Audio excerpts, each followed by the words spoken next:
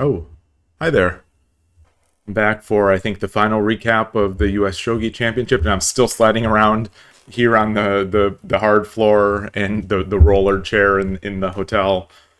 Today was just, I mean, let me get my chat up here. Today was just it, an incredible day. Just, I really don't have words for it. Oh, hey, ShogiExplained. Good to see you again. Shame I wasn't at the same table. Yeah, I feel like I've barely seen you today.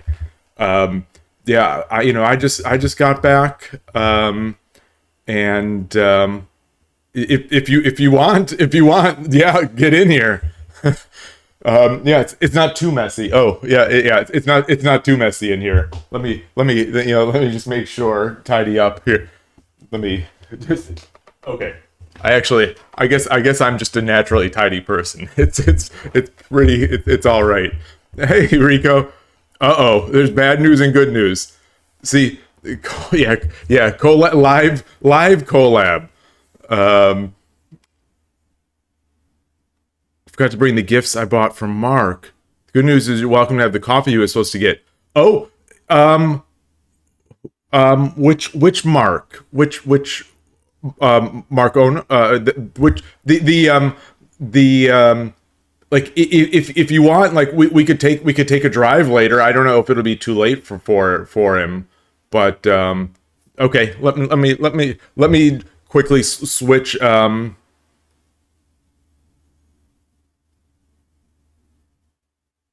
well, well, yeah, I guess just in case I'll Discord it. Um,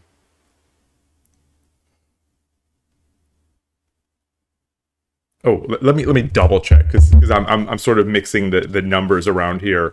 Um, yeah. Okay. So if I would have said it, it would have been wrong anyway. Okay. And okay. Well, I appreciate that. Yeah. I'll be seeing you later, I'm sure. So yeah, today was there were three rounds for the mere mortals. There were three remaining rounds in the Swiss tournament, and that is followed then by the semifinals for the A and B classes, and and then preceded by the finals and the semifinal. So, well, I don't even know where to start. I don't know where to start. The go bed wise, was able to sleep last night. I must have been so exhausted that no amount of excitement really kept me, is going to keep me from sleeping. So I was able to sleep. I did get up in the middle of the night, but I was able to go back to bed.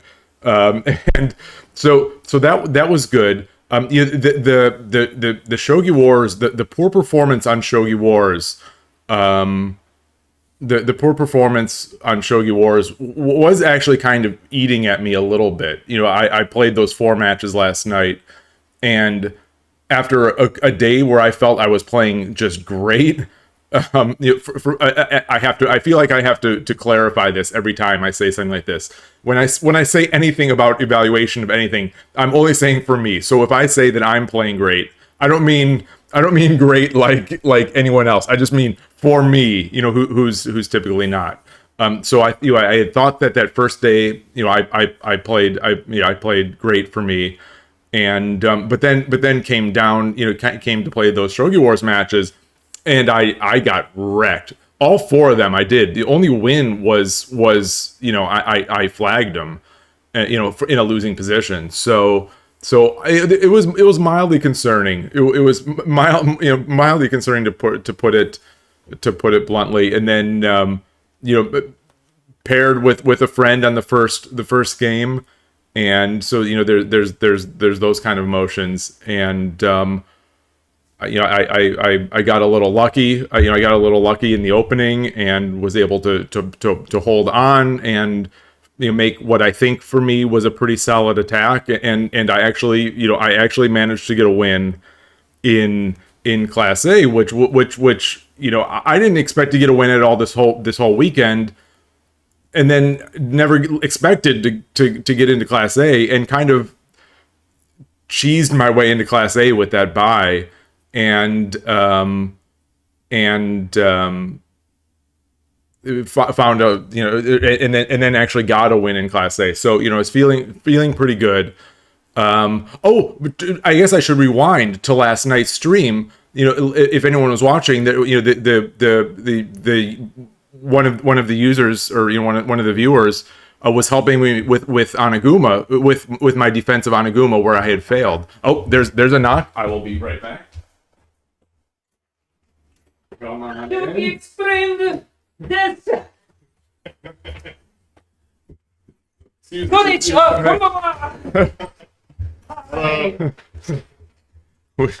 Hello, that's Rico. Here you go. Oh, yeah. Oh, I've had. How are you doing? Yes, thank you. Hi there, Jen. Hi, everyone. Oh, yeah. Watch out. The floor is very slippery. It is very slippery. That's the first thing I have to talk about is the rollers every single stream, because I'm rolling around. And we can also share these. Sounds good. These are both supposed to go to Mark, but I forgot them today. Oh man. Post-tournament treats. Let's go. I don't know if we're allowed to show this on I don't know if Twitch. Are you allowed to? I don't know. Are you? Do we need to cover it with? Well, yeah. Get a paper bag. This is Japanese apple juice. It's Japanese apple juice, Twitch. Don't worry about it. Has it hit that it's all over yet? It sort of hit at this party to me, and I guess fast forwarding to this party, like most of the people in the tournament got together at a relatively large Chinese restaurant that had been like 40 places reserved, and so there were three main tables. There was each of the pros was at one. Ono 8 dan, I believe, 7 dan. And I was at this table, and then Yamaguchi Sensei and Nishiyama, Three Crowns was at the other table. I was at both of you were at Yamaguchi. No. I was in the random late people table. Yeah. Oh wow. So I was with the Kovichuk from Canada, and a couple people from, I think, Los Angeles. And also a random shogi mom. Oh yeah, I talked to her. She's really nice. Oh, did you get her contact info? No, I didn't get anyone's contact info. I showed the kid more puzzles. And they were coming up with all sorts of interesting variations, and they came up with a sideline that I couldn't figure out instantly, what was wrong with it. So we had to use the computer to figure out. The kids were amazing. That's actually let me finish the thought on the party. So there were these tables, and I was also at Larry Kaufman's. Oh yeah, we got the echo. Sorry. Yeah, no. I'm doing cat only. We have Larry Kaufman, the Grandmaster Larry Kaufman and his son were there at this table, and it was just I could have stayed and listened to hours more. We were discussing engines. One of the Shogi Harbor. One of the big names on the Shogi Harbor Discord was also at our table and discussing engines with him. And we had another chess close to I think he's close to National Master now. He's getting there. Who's also a really strong shogi player was at the table, and so they were discussing this stuff and Larry's writing. And for those of you who don't know, Larry is the first. Is he the first extremely strong Western shogi player? Yeah, pretty much. I believe he was the first fifth dan in the West. Is that right? Yeah. Yes, he's the first fifth dan. That was back before you could just earn it by playing normally. You had to be specially awarded it by winning a Giants regional tournament or something like that. And Bruno. He said that they just all decided in America to make a regional tournament and told the ASA about it, and they treated it seriously and sent over Japanese representatives, and he was awarded the fifth dan title by Oyama himself. Yeah. Amazing stories. Yeah, he's got incredible stories. I mean, not only just old stories, like new stuff too, because he's still going. That's actually one of the questions I had for him was like, how do you maintain this passion for multiple games at the same time overall? I guess at some point you can't really answer a question like that, I suppose. But yeah, he found that Shogi helped his chess because he had basically stopped playing. He had played only chess for a long time, I think until like 1976, and then found Shogi and Go, Ego Baduk, and hey, Ghost One, and so he found those, and for 3 years only played that, and he hadn't made, so after all that time he hadn't made it to International Master in chess, but after he played these 3 years of shogi pretty much nonstop without playing any chess, he like in subsequent tournaments he came back to chess and just got his IM norms, and he's a grandmaster now, and I was talking to him about it because I've said that I thought chess puzzles made my shogi much stronger, because there was a time where I there was like a week or two that I wasn't playing any shogi. I was just doing chess puzzles, and I came back back really strong at that time. I came back really strong in shogi. So the weird synergies between these two were kind of crazy, but yeah. So there's that. So and then rewinding back to what I said about Anaguma last night on stream, there was a viewer on the stream who was teaching me or showing me how I should have defended this Anaguma. And spoiler alert, first of all, I didn't even know that he played Anaguma. Second of all, he won the US Shogi Championship in playing Anaguma. I haven't seen him. I haven't seen all his games. He's 15, right? I think he's 15. Yeah, jeez. And he played Anaguma in this last game. The last game was incredible, but the semifinal game, I've never seen anything like this in shogi or anything else. Watching this game, I played my games and I was exhausted after playing my games. But after observing this game, like I felt like I had played 10 games of my own, just like 10 exhausting games on my own. Just watching this game, I've never seen anything like it. The other player at one point, his piece stand literally was overflowing with pieces. He had so many pieces, they could not all fit. And it was just like these mutual attacks, and at times I thought it's over now one way, and then I thought it's over the other way, and then I thought, oh, it's back. But like I without putting it into an engine, I have no idea what it was, but I don't know. I don't have the Kifu yet. I don't have the Kifu for the finals or the semifinals. I'm sure we'll be able to get them. I'm sure that there's going to be a way to have them public. I think Jack. Oh, okay. Oh yeah, the finals. Yeah, he was sitting next to me he was recording manually.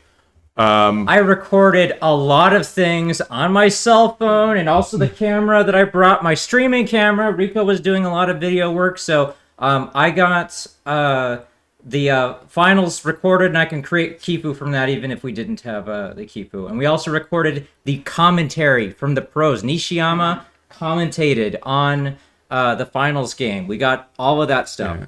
So, and Jack Leonard said he'll do translations as well. And yeah, so it's all going to be really good. It's all going to be up on the internet. People are going to see it. It's going to be fantastic. Yeah, it's amazing. Yeah, there's so many cameras. There's so many people just excited. Oh, and just talking, not to go off on a weird tangent that's sort of unrelated to shogi, but the environment, I don't know if this is normal because this is my first shogi tournament, so you all will have more experience here. But the environment for it was,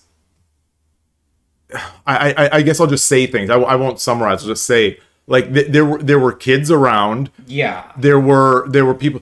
It was just like a happy environment. It was like this wholesome, like, happy environment. Extremely competitive, beeps going off like you wouldn't believe. Especially in the semifinals, to the point where it was like I was afraid that this player, from the Silicon Valley Shogi Club that I was cheering on, I was afraid that he was going to not hear his own clock, because there were 4 there's the Class A and Class B, and the semifinals. So there were 4 games, 4 game clocks, and at one point I think all 3 of it, just one of those sort of synchronizations, all 3 of the other games were in the final 5 seconds, so they were all going beep. So it just sounded like a boom, like a loud beep all over. And it was about that time when his clock was counting down, because everyone's had we didn't have great synchronization of sort of the clock config in this tournament. I mean, it was fine, but some of the clocks were playing with the Japanese countdown or count up, and some were playing with beep. So the other 3 tables I think were playing with beep, and theirs were playing with the count up. So I was actually afraid he was going to flag, because it was so loud. And at that time, it got to be there were some really weird situations where some people just like started up a conversation, and I don't know what like on the other side of the room. So there was like a conversation, and they were talking loud, and it got like so loud, like some of us on the other side, so it sort of started shushing, because it got so loud. And even this player kind of like, he doesn't respond to anything. He's like ice. He is. I think that was me. Sorry. It was. No, it wasn't. Oh, you. okay. No, it wasn't Okay. you. Yeah, no, I probably wouldn't have said it if it was Japanese. I was not. In the semifinals, I was told that everyone could hear Yamaguchi Sensei complimenting my endgame skill, and they came over and asked me to be I did hear that. I did hear that. But that wasn't it. So anyway, this player who's ice cold. He's just like stone cold. He covered his ears, because it just got to be this like weird cacophony, and but anyway, so the environment of this tournament, it's like I've been to as a spectator like a couple like minor-ish chess tournaments, and I've played in a chess tournament, but like they're like I don't know how to describe it. Like hyper serious, but this one had families around. There was the children's tournament. There's the pros doing the commentary and meeting people, and people are happy. It's not just a bunch of super depressed and sort of intense people just walking around, kind of talking to themselves. Like my experience has been kind of at chess clubs, but maybe that's a limited experience. I don't know. Maybe their chess clubs or chess tournaments, have fun, but. Like the parents were great. Everything was great. Really fun environment, even just to be there. And they've got all these videos. I've got a zillion photos. and videos. But my skills are terrible. And I'm taking it on my own phone. But I've got that. I'll figure out how and what to share it. But yeah, because my YouTube posts are not going to cut it, and my little YouTube clips of stuff are not going to cut it, I think, for some of these things. But yeah, this game. Oh yeah, okay. So I diverted from that. Then just to talk about the winner, because he had helped me with Hanaguma yesterday. So there was, and it was at 10:30 at night, if I'm not mistaken. So he was up and helping this random fool like with a failed Oniguma on Shogi Wars, and the next day he's winning the US Championship. Let's see, I think I missed a bunch of things here. Maybe I didn't. Oh, is it hit you? Okay, it's kind of depressed. Yeah, that kind of depressed feeling. Yeah, Rico and I were talking about that. Yeah, it's an odd feeling. It's definitely an odd feeling. But yeah, being able to play over the board and being able to play the champion over the board, every week is makes it a little nicer. But so I think when Virgin asked if it hit us, that if it was all over, I think, was that directed to all of us, or was it? I assume it's all. I mean, as far as I'm concerned, it's all. Not over yet, baby. I had video editing, uploaded videos. Yeah. I gotta talk to like people, the organizers, Yamaguchi Sensei. Apparently, we need to send some stuff. Like, there's a bunch of stuff Still needs to be done, so it's not over yet. But Yeah, Does and this there work? will be a video recap on Shogi House about it. Does this Oh. work? Does that work? I got all sorts of photos and all sorts of. Oh, by the way, I looked at the Twitch guidelines. You are allowed to drink on stream. Oh, As long as you don't get drunk. If you want, if you want, feel free. And oh my goodness, and our United States champion is in the chat. what? What? Oh, congratulations! What? Congratulations! I didn't get to see. I didn't want to bombard you after. I didn't want to bombard you after the semifinals or finals. It's crazy. Like, the semifinal game. The semifinal game. I don't know if you heard. The semifinal game was unlike anything I have ever seen, and I just as a spectator, it was. I don't have words. It was so incredible, and when the match was over, I just let like just a big because I felt like I had played 10 exhausting games. It was phenomenal, and just thinking that you were helping me with Onaguma last night, and then you won the finals with Onaguma. Incredible. Oh, and I didn't mention that at some point I'll get back to my pitiful game. You know, where my cartwheels fell off. But what was I saying? After, so the champion was allowed to play an exhibition match against Nishiyama 3 crowns. The female pro, and hey, Chirp, how are you doing, Night Sparrow? And Hey, Night Sparrow. And it was sort of it was sort of I don't know what the word is for it, if you call it a handicap. Our champion had 30-second Byoyomi, and she had 10-second Byoyomi. And I I'm talking to everyone in the crowd like I'm this proud club member here. Like, no, he's the one who should have the 10 seconds because I've seen him play on Shogi Wars, and he's done so. I'm talking him up and saying that he's going to win.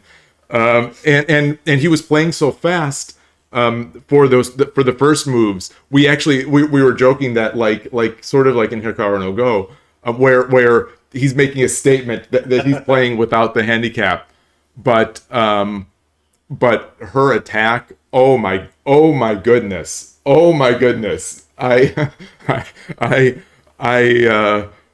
didn't.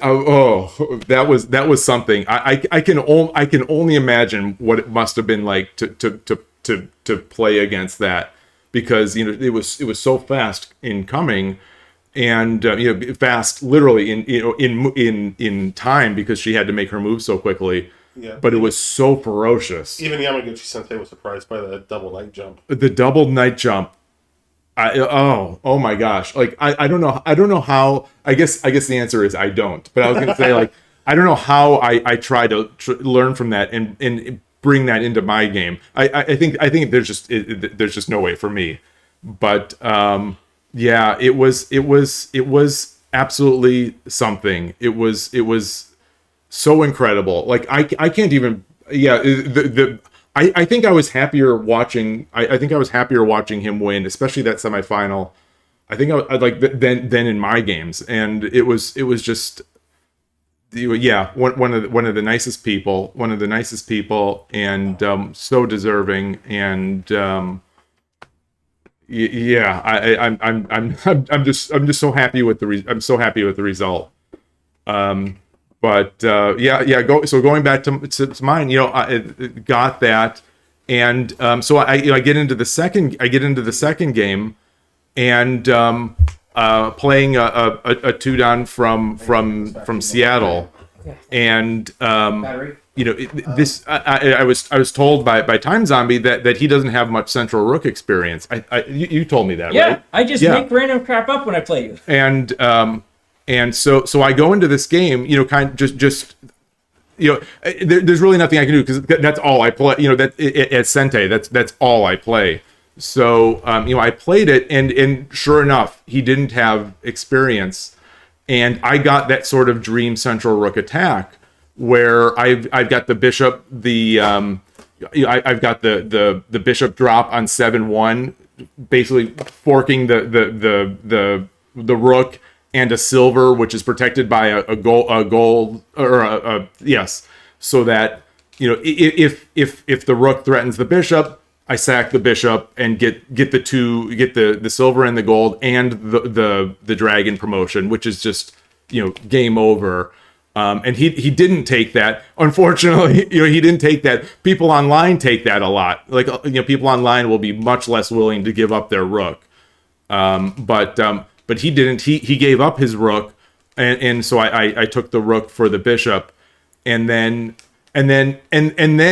all of a sudden I'm in my head. I'm thinking, oh my God, I'm in Class A and I shouldn't be in Class A, and I can have 2 wins here, and if my next opponent Nifus, I could be in the tiebreak for the semifinals. Like I'd be the most undeserving player in history of anything. I'm thinking all these things Nifu through. Your way to ISF, you can do it. Just Mr. Magoo, the thoughts that are going through my head are absurd, and so those. Oh, and at the same time, my opponent is heavily emoting, so he's.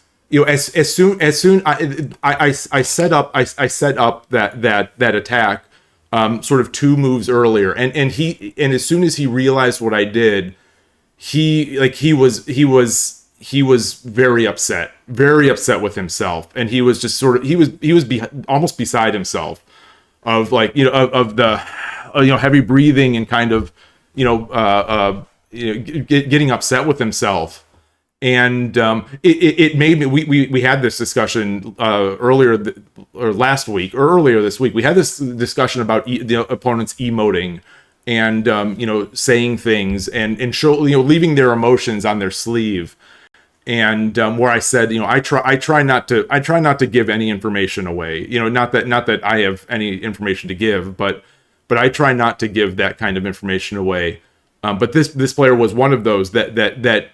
When he thinks he's in trouble, you know it, because he's very vocal and he was very upset, and so playing through that, it made me make sure I was seeing the right thing, because I thought I had this attack, and then he was so upset that I actually thought I might have had something else, because it seemed to me like he was about to resign. It seemed like he was about to resign. But long story short, he didn't. It was a long time of sort of the where he was upset. It probably at least 5 to 10 moves. He was kind of going through emotional turmoil. And so I was trying to, I think, he's going through his emotional turmoil, and I'm going through my, oh my gosh, I'm going to win this game. And I didn't, I let up, I didn't let up. I pressed on the gas too hard, and I started attacking before shoring up a little bit of my open drop points. And then I haven't looked at any of this with the engine, but I know what the big blunder is going to be. Because I've had this almost exact position in a game before, where there's a counterintuitive gold drop or gold take, where he brings a piece in, you have to take with the gold going to the left, so that your gold, you almost get like this reverse Mino shape, where I thought, okay, I'll capture. Well, I actually thought about it, but then when it came to be, I totally forgot about it. I thought, all right, I'll let this trade allow me to make Mino. But the problem was Mino was no good in there, because it allowed a rook drop. And long story short, I've been in that situation before, and I should have known better, but I was so in my head, just thinking how I can quickly, how I can just finish this game off. and then get my next Nifu win or whatever was going through my mind. It shows to me just how much of this stuff is so mental, and so it's amazing to me. It's amazing to me when someone so young has so much composure. And there were extremely tough opponents in this tournament, and the one that he had before the semifinals was the person I played in my second qualifying match. Okay. In my second assignment match, and it's the person that I was talking about that I had to wait. I had to wait almost until the end of round 2 to start my round 2 game because he had such a long game. And he's just a very, very good, very solid player. And he played a game against last year's champion today, and so last year's champion came in third this year. He's an incredible person, an incredible player, and anyway, I don't want to derail too much. But this match, I was amazed. I guess it made sense with our time situation. But the game had to be decided by the pro because it was going so long. Apparently he was significantly ahead. Like the game was over, but it was going to go. I overheard someone say, it was going to go another 100 moves. Whether or not they're exaggerating or not, I don't know, because I didn't see the game too closely, and I wouldn't be able to evaluate it anyway. But this player is just he grind. My perspective is this player that the champion had to play before the semifinal. He just grinds, and I was wondering, like when I saw that matchup, I was wondering, this is still a very young man, and he plays a lot of blitz. Is he going to be able to stand up to this kind of grind? And oh my goodness, did he? Oh my goodness! It was that was another one of the games I watched almost all of it. It just so good. So anyway, so I lost that match, and then my final round, my final match of the tournament, I was placed or matched up against Shogi Harbor, one of the big names in Shogi Harbor Discord, Maple Sugar Lover, and I played him a really nice game. He had the Kifu he was the first player I played on Friday night in the casual games, and I played to my feeling against his third final rook. I played for me a really nice game. And not that engine evaluation is anything, but it sort of bore it out, for me. And Maple played a great game too, and so I was really happy with it. And this game started out very similar. Third file versus I was Gote so much throughout this entire tournament. It's pretty amazing. I think I was Sente maybe twice. In like I think. I don't remember how many games, but no, three times because there was another time in the team. Ezra 271, I welcome to the welcome, and I will tell him. I don't know if he'll know. I assume he'll know what that means, but so I was looking. So coming into the day, I figured I'd be going against some Shogi Harbor people, and he was one of the ones that I wanted to play. I definitely wanted to play because I enjoyed that match on Friday, and I respect him a lot, and his knowledge a lot, and I know he plays third file, which I'm comfortable with. And and my biggest victory to date now is against a third file 3 Dan player. So like I thought I'll enjoy a game, just like I've been saying. I'll enjoy the game if it happens, and I'll do my best. Let me just make sure. I just want to bring up my chat. Just make sure it's actually my session is still going. So we started off very similar, very similar. He sent a third file. I went into opposing rook using my Satomi line, and he was the first to diverge. He brought his king. He made an interesting move where he brought his king to 5-8. So he didn't try to make Mino. He didn't try to immediately make Mino. He didn't try to immediately make King Muso. He brought his king to 5-8. And it really kind of not threw me. It threw me because I was thinking, like, is he baiting me to go back to Central? Is he baiting me to do something else? Anyway, I kept playing, and we were moving along, and I thought it was a really cool spot.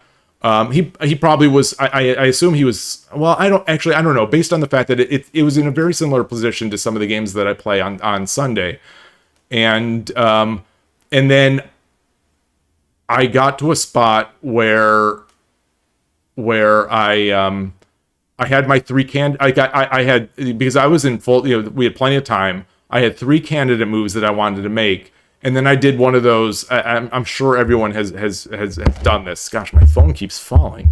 Everyone has done this, where you make your candidate move, and then all of a sudden you see another move, and it's like, oh, look at this move. Look at this shiny, this pretty little shiny move. And so I see it. I look, and like, oh yeah, this will work. This is going to be strong. And so not having put it through that full vetting process when looking at other candidate moves, I just saw it, briefly thought about how good it looked, and didn't think about the downsides, made the move, and Maple immediately dropped a bishop, I exposed a pin to my rook, which had been left after capturing the second file pawn, and I resigned there. It was it was very disappointing to lose so early in the middle game on something like that. But so that was the end of my competitive part. But he did a really nice post game analysis. He said that someone at his club had done the exact same thing, and in that game he actually didn't see it, because the same thing happened, and he didn't see it in that game. But in this game, obviously, that's the thing. When you miss something that big, you'll never miss it again. And so he was great. And we went through all these options that I had in dealing with third file, as opposing or otherwise. And a lot of them involved. A lot of them involve starting, pushing pawn 3-4 first, which is not quite.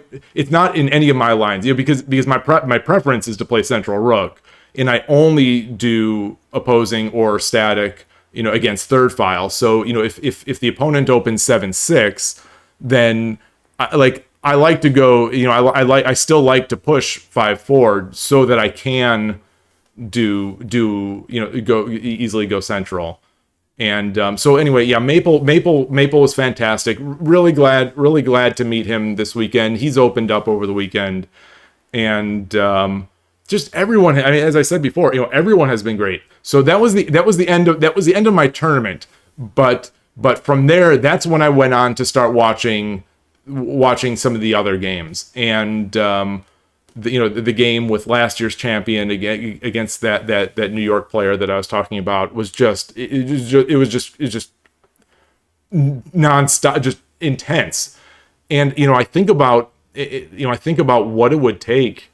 I don't even know, especially coming out of that semifinal game now, thinking about what it would take for me to even be remotely near that level. And I don't even know, there's a certain level of just sort of, not mental discipline, I don't know the word I'm looking for, but it is sort of along the lines of tenacity, but something beyond tenacity, where you can maintain this focus through the waves of change in the game, and you still maintain this focus and ability to change gears. Both players. He played my first round opponent. So that semifinal match, he was playing my first round opponent in Class A, and I mean, I don't have the ability to I don't have the skills to truly evaluate anyone at that level, but he just incredible to me. And this game, they're changing gears between defense and offense and defense and offense. Just like I'm playing guess the move on each of these moves. I'm playing guess the move and thinking and I pat myself on the back. Like a couple of them I saw, a couple out of like 100, but the way just when an attack seems to be getting the most intense, like it's on that edge. It just when to me as an observer, it feels like this attack is just on the very brink, on the edge. All of a sudden there's sort of a quiet defensive move in the other corner of the board, and I think like I don't know how I'd ever like maybe it's something special, something innate, but like I can't imagine you get that from Tsume. Or maybe you do. Maybe you're reading maybe you're reading on both sides of the board and you see. I don't know. I could just say that I was it was so exciting. And the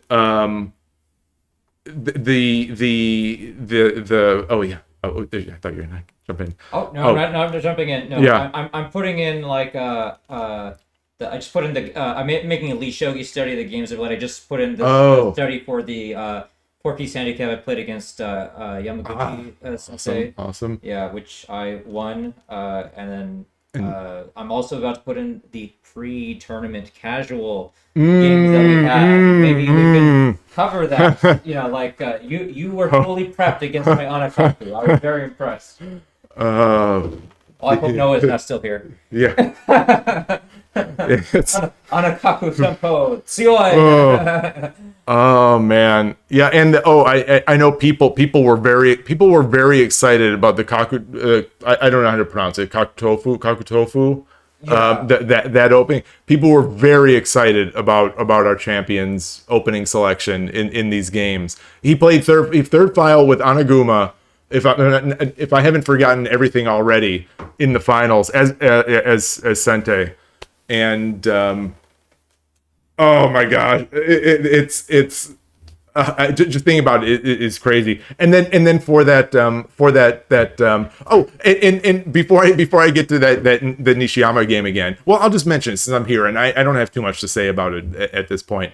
I had the luxury of watching this. They had a big screen. They closed off the area. They closed off the playing area, and we all had seats. And there was a demonstration board, and Nishiyama and Yamaguchi Sensei were up there, and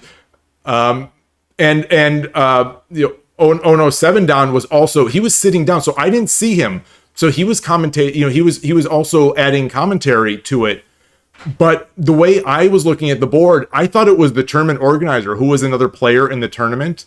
And I thought, like, oh my God, like these, I'm thinking to myself, because I'm in full imposter syndrome mode all the time out here. I'm thinking to myself, oh my God, even the mid-level players at this tournament are able to discuss this game with a pro. Like he has something to say about everything. And then it turns out it was actually a 7-dan pro that was saying that. So it made me feel a little better. It wasn't the tournament organizer who was providing that commentary. It just appeared to me that it was. So anyway, it was up on the big, we had a big screen, and where they had the camera, the camera view looking down on the board.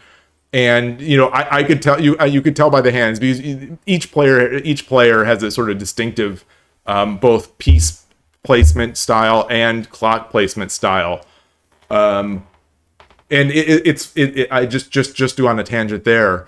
The champion is the first one that I've seen who doesn't do the multi tap, especially on these clocks. Like I'm hitting the button 3 times, like two or 3 times. Do that. And yeah, just to make, because the first time you flag on one of these because it didn't register, like I think you just from then on do it.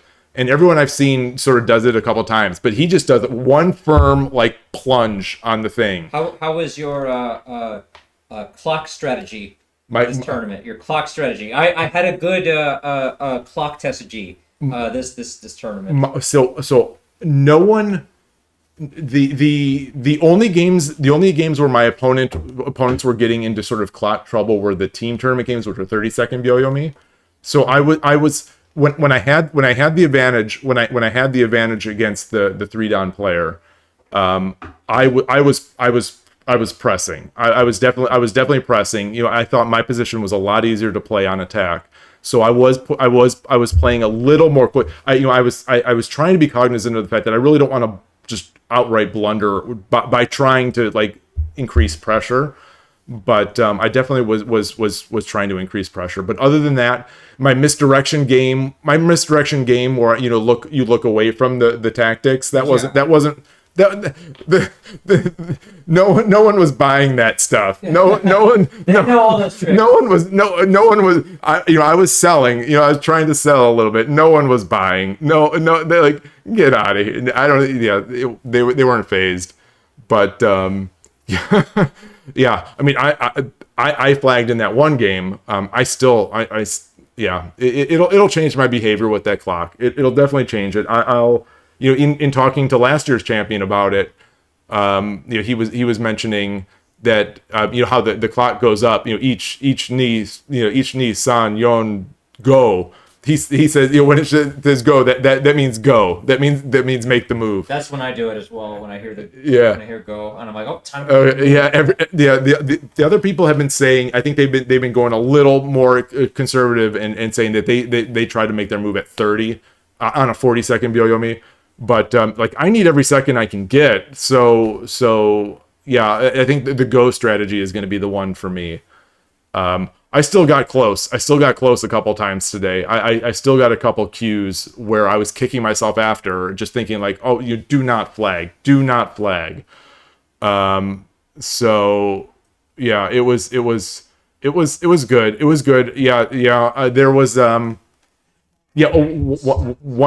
of the games I did mention to the opponent that they didn't press the clock, and so I was good guy for once. But I think that seems to be most people's, like you say once and then after that it's fair game. But what were we, so there was that. Oh, and then lunch was great again. They have the semifinalist in that epic semifinal. I think he runs the business that was doing some of the food catering. And just delicious food, all like Japanese food. And yesterday was salmon and cutlet and a little bit of tamago and some vegetables and fried rice. Today was, gosh, I don't know what the not menchi. I don't know what the breaded. There's some sort of breaded meat dish. Food was it was included in the $200 registration, tournament registration. The lunch was. So yeah, it was great. And the drinks were plentiful. There was so much water, so much Ito-en iced tea or tea. And there was also some canned like oolong tea. There was and coffee and snacks. So in the morning, just like I had commented yesterday about how it was sort of funny how the pros were just like hanging out by themselves like a couple times, such that I just went up and started talking to them. They walk in today, both Yamaguchi Sensei and Nishiyama 3 crowns. The second greatest female player to ever live. they come walking in with big boxes of snacks, and they bring it in, and just like I'm in surreal land. I'm just in surreal land. This is happening, and then at lunchtime, hey Todovsky, good to see you. And then at lunchtime, they're there.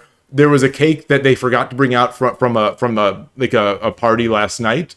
That they cut. So the organizer brought the cake so that everyone could share it, and they're there cutting the cake just like it's some office party. It was surreal to me. It was hilarious. And I've got a video of Yamaguchi Sensei serving Rico and Timezombi keiki,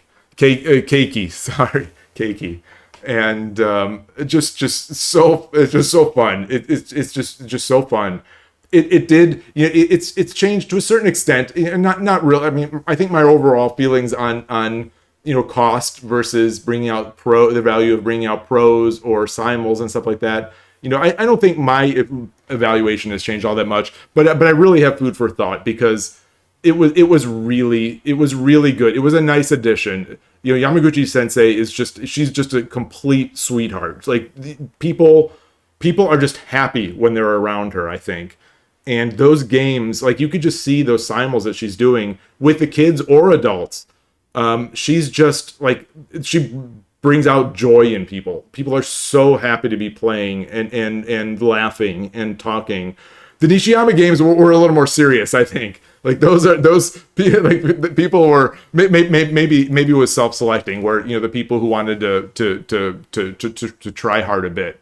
Not that Yamaguchi Sensei is not supremely gifted and more than a match for any of us, but yeah, so I don't know. Those were a little more subdued. The games with Nishiyama 3 crowns were a little more subdued. Oh, and also she was also the scorekeeper for the children's tournament. I go out to check on the children's tournament, see how they're doing. Just because I love that the environment, that it's got just this nice buzz, this really nice buzz.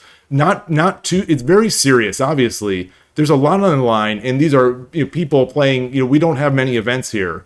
And these are very, very, very skilled players. So it's very serious, extremely serious. But at the same time, there's people like me here. And not that I'm not serious, but like, my level isn't enough to be considered, in that same category as these great players. And then along with that, there's kids playing and parents there. And for me, old parent me, I just thought it was like heaven in this tournament. And anyway, so I go out and just to check on, see how the kids are playing, because I love how fast they play. It's like, I love those games are more my speed. They're blitzing, they're making reckless attacks. It's not like that semifinal match where I came out of that semifinal match sweating just watching it. And the kids, the kid matches are different. And I go out there, and Nishiyama 3 crowns is sitting there with the score sheet out and her pen, and kids are coming up and telling her, who won. It was awesome. It was surreal in the most awesome, incredible way that I can even possibly imagine. It was, there was such a range of ages and levels. It was so good. I mean, it would. I think it would be nice to have some potentially, lower, some more lower levels. I think, that would have been nice. But still, it was great. I think an event like this, in a country like this that doesn't have the hugest shogi community, it's going to be a little top heavy. But the range was nice. There were more than a few like 5Q and below type players. And the kids were well behaved. And for the most, kids are kids, and so you see, at some of the most tense moments ever, like this happened both to the new champion and to last year's champion, where these games start getting long. as the games get longer, more people start crowding around. So I have some like time lapse footage of some of the current champions games and some of the previous champions games where like I take a photo and then I take a photo again in 5 minutes and then another one in 10 minutes, and the crowd just expands. And then all of a sudden, once the crowd, it's funny, it's kind of without fail. Once the crowd reaches a critical mass, then all of a sudden, like, little kids start like coming in under elbows. And like, kids are kids. Like, they don't quite have that filter or that thing. And there was one that was, I wish I could show, like, I don't know if I have the table height to show, but like he's leaned up on this table under the, like, almost under the current champion, or the last year's champion's arm, as he plays his move, and the kid just like sitting there kind of entranced, like face like right in his piece stand. And it's super endearing, but at the same time, like, this is one of the most serious shogi matches that will be played, in this country, for the entire year. And it's this weird but cool mix. It really works. Yeah. So it's really good to see, and it'll make it even easier. Like I've talked about how on Sunday when we play lately, there's been a kid who comes and he kind of counts down on the clock. He counts along with the clock.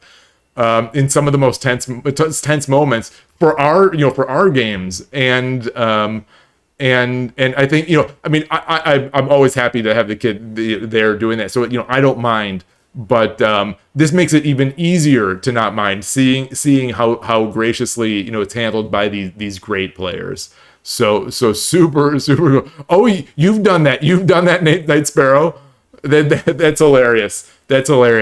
It's really nice. It's really nice, and the parents were great. You could tell these kids had really great parents, and it was just really nice in that regard. So there's that, and oh gosh, what else do I say?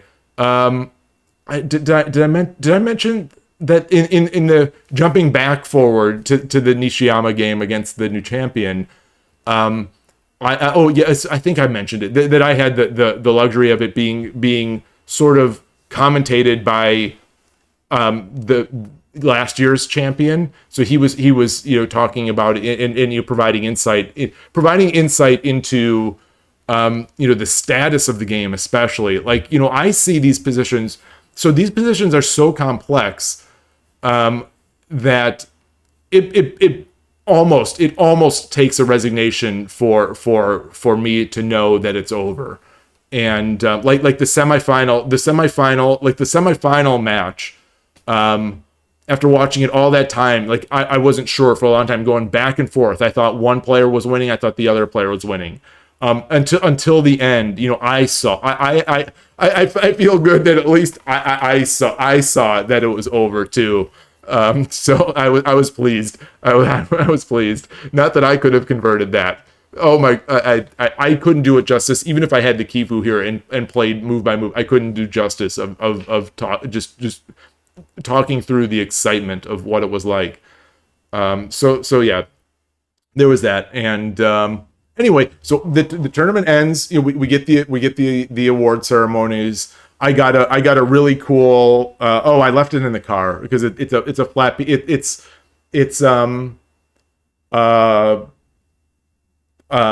like a backed piece of paper with handwritten calligraphy from Nishiyama had written it. It's got a couple characters. I can't remember. It's got like her name or something like that on the side. I'll have to ask my daughter to get me the full rundown on what it is. And then like two characters, and I'm blanking on what someone told me they were, but pretty special. I wasn't expecting to get any prize, certainly, but did get that. And I looked over the results. So I finished tied for 12th. I finished tied for 12th out of 20. So like GG. I expected coming in, like I said, I expected coming in to win no games, to win no casuals, to win no tournament games, and just to have fun, and managed to get some wins, including certainly the two highest wins of my life. And so it was great. Yeah, that team tournament, the team tournament, which was 0-30. I mean, I've sort of been in my mind calling it Blitz. I mean, technically that's not You Blitz. still haven't beaten me. I'm the end game boss. The Anakaku. I'll take it. It's like, yeah, a major handicap match. Yeah, that game. I think that game is. I don't remember the exact moves, but that's one of those games. It's like the first time that I won against the 8-year-old in East Bay. Like that's like no joke. Like that's a special moment. Let me go get the door. Okay. Sorry, I got ready to play Shogi down there. Oh, nice. With who? Nice. With who? With Tom. Some Japanese guy. I don't know his name. So yeah, like that game will live in my memory for as long as I have a memory. Like that game is going to live in there. Picture or something? And Did you get a picture or something like that? No. Okay. Just a random Shogi challenge. Shogi duels. You know how it is, chat. Random. There's a bunch of people downstairs playing Oh, in the in the restaurant. Oh, okay. Well, yeah, I'm definitely gonna have to go down later. Yeah, I don't. Maybe there won't be Shogi Wars or Lee Shogi. Gonna go play some of the OTB games. I think one of the players who I think is still here is that super strong guy that I was talking about who had those long matches. So yeah, there's that. What else? Oh, so after this tournament, we get the photo. I can't wait to see this photo. It just of all the participants, and you got the prize. We clean up, and then we go to this dinner. Oh my goodness! We went to he had made a reservation for like 40 places, and there were multiple tables, but essentially. Ono Seven-Dan was at one table with the organizer. Yamaguchi Sensei was on. Nishiyama 3 Crowns was at another table, and you could just kind of choose where you want to go. And I was kind of hanging in the back because I didn't want to take a spot from someone who can understand more than I can or has more interesting things to say than I do.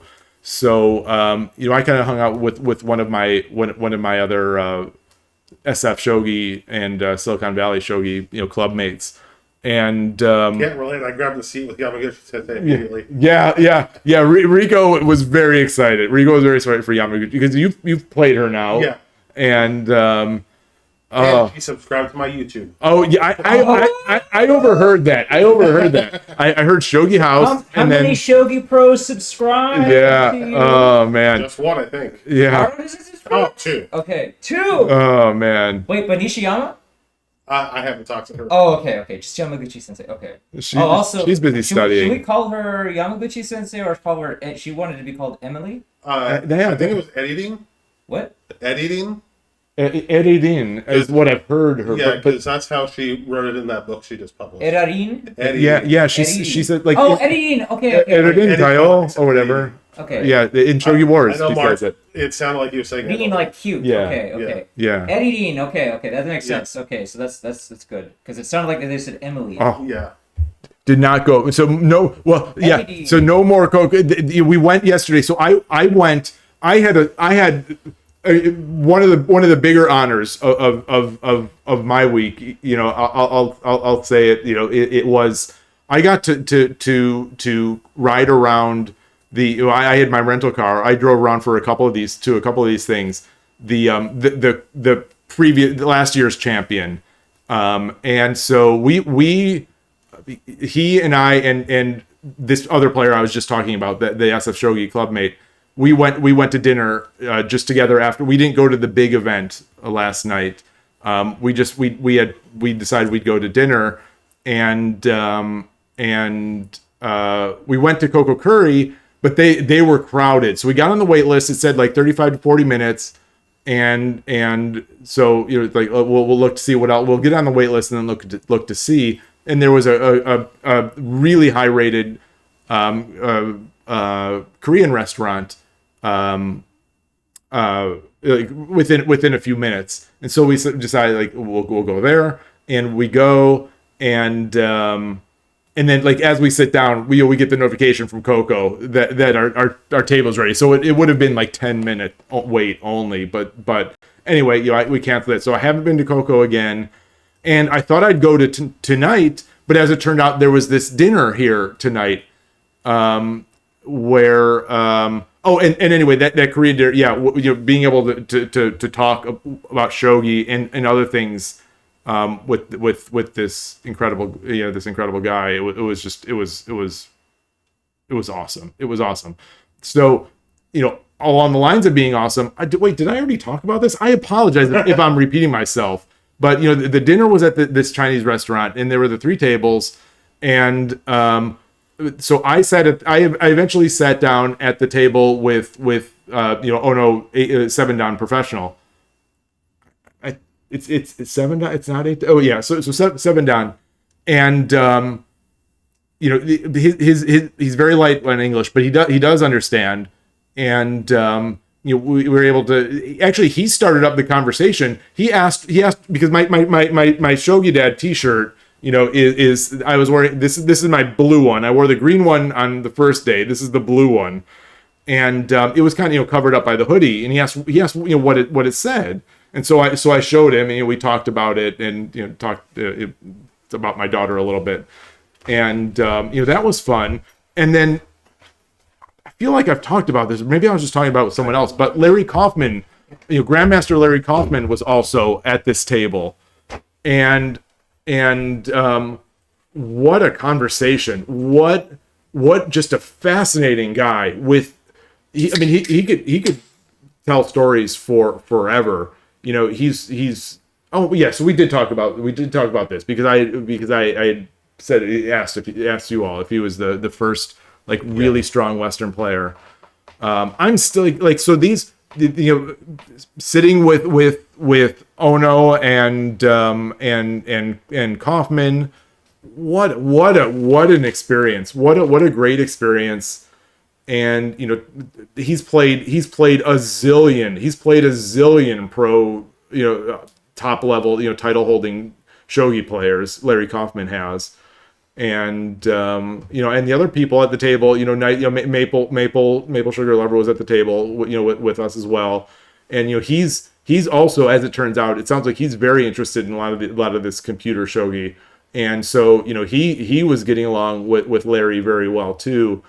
And just a great finish. The food, there was so, I've got photos. There was so much food, it was absurd. It was actually verging on absurd how much food there was at the table. And absurd how much I actually ate, which was absurd. How much the food cost, and it made my heart sink. What? How much was it?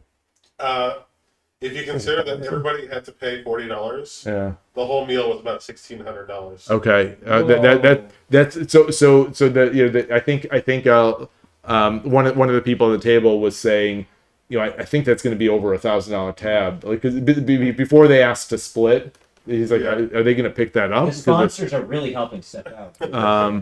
Yeah, I don't know what this. Our waiter put down the fish and said, "This is how you know you're rich." This is.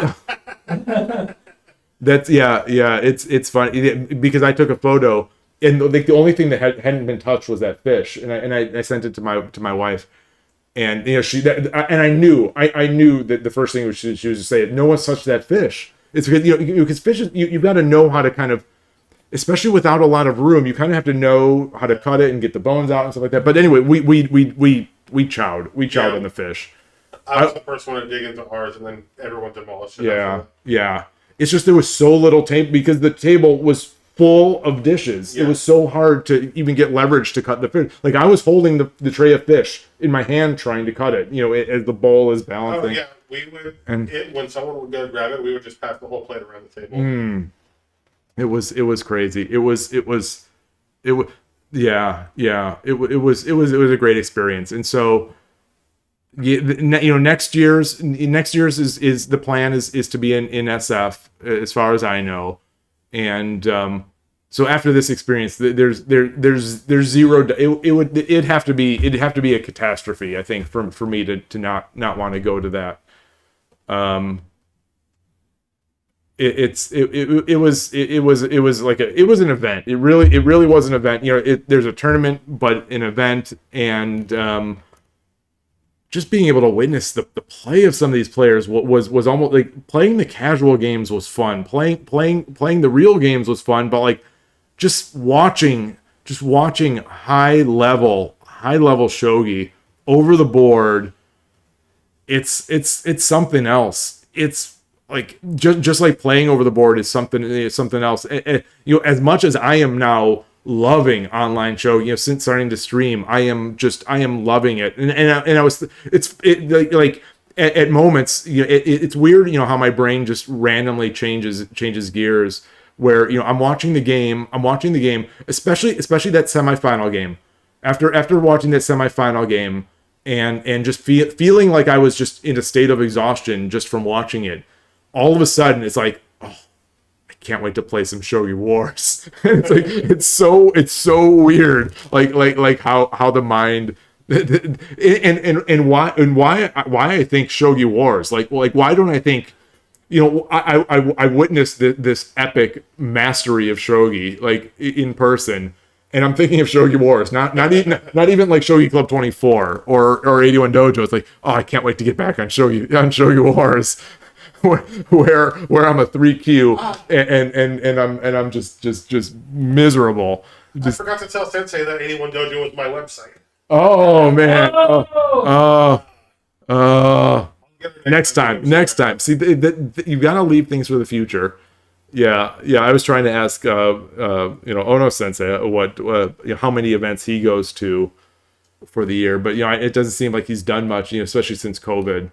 So hopefully he'll be back too. He's like I was saying, I didn't even realize he was commentating those games, commentating during those games, but he was awesome. I can't understand much more than the notation and the sugois and the sodesnes. And there are a lot of those. Don't get me wrong. There, that comprises 50% of the commentary. But it's so good. It's so fun seeing it on there, and seeing Nishiyama suggest lines, and then seeing the champion go into those lines. It's like it's awesome. It's just so cool. Hey, Tulip. Yeah. Seeing them both panic when they thought he was going to Niku. Oh, I didn't get that part. When they grabbed their chest. Oh. He had grabbed the pawn and they thought he was going to Niku. Oh boy. Oh, I'm glad I didn't notice, because my heart would have stopped. It was when he dropped the pawn on 5-2. Okay. They thought he was going to drop it on the king. Oh gosh. Oh, if I would have thought that, then my heart would have stopped. That was so awesome. Yeah, even and the semifinal match, even Nishiyama had stopped by. She stopped by, glanced. She glanced as she was going to, like, as a 3-crown champion does, as she went over there to help clean up. Yeah. And she left and then came and then I think she came back and then started watching the game. They did a lot of busy work this weekend. They did a lot of busy work. They did a lot of busy work. They earned their fee. Yeah. That's why They can serve cake. Yeah. I hope they were. I hope they were compensated well. Yamaguchi Sensei helped me set my clock. Oh. I made her press the reset button. Yeah. Oh man. Oh, there's a reset button. Yeah. You just hold cancel when it resets. Oh yeah. Pause and then hold cancel. Yeah. Turning the clock off and turning it back on. Oh no. The Meiji Sen, you just hold down the cancel button. Yeah. It's it was strange. It was strange that in one of the team events, I was setting the clock that no one else had known how to set the Meiji Sen. So I felt special. It gave me some way to feel special. Yeah, I think the game caught her eye when she was doing the cleanup, and then she went away to talk to someone, and then she came back and watched. And I was trying to give her my spot, I thought it'd be cool to be watching over watching over the shoulder of this incredible player, watching an incredible. It was like 2 layers of surreal. And it was just a really, really cool event. I can't be more pleased with the results with mine, I guess. I mean, I'm still, I think, it wouldn't. I'm not pleased with your results. Yeah. It wouldn't be me. It wouldn't be me if I didn't have something to beat myself up about. But that game, that third game, where I had the advantage, where I had the advantage on the board, and I think I also significantly had the emotional advantage too. I just pressed too hard on the gas, and yeah, it's a real balance. It's a real balancing act. So I won. Well, there were 3 casuals. I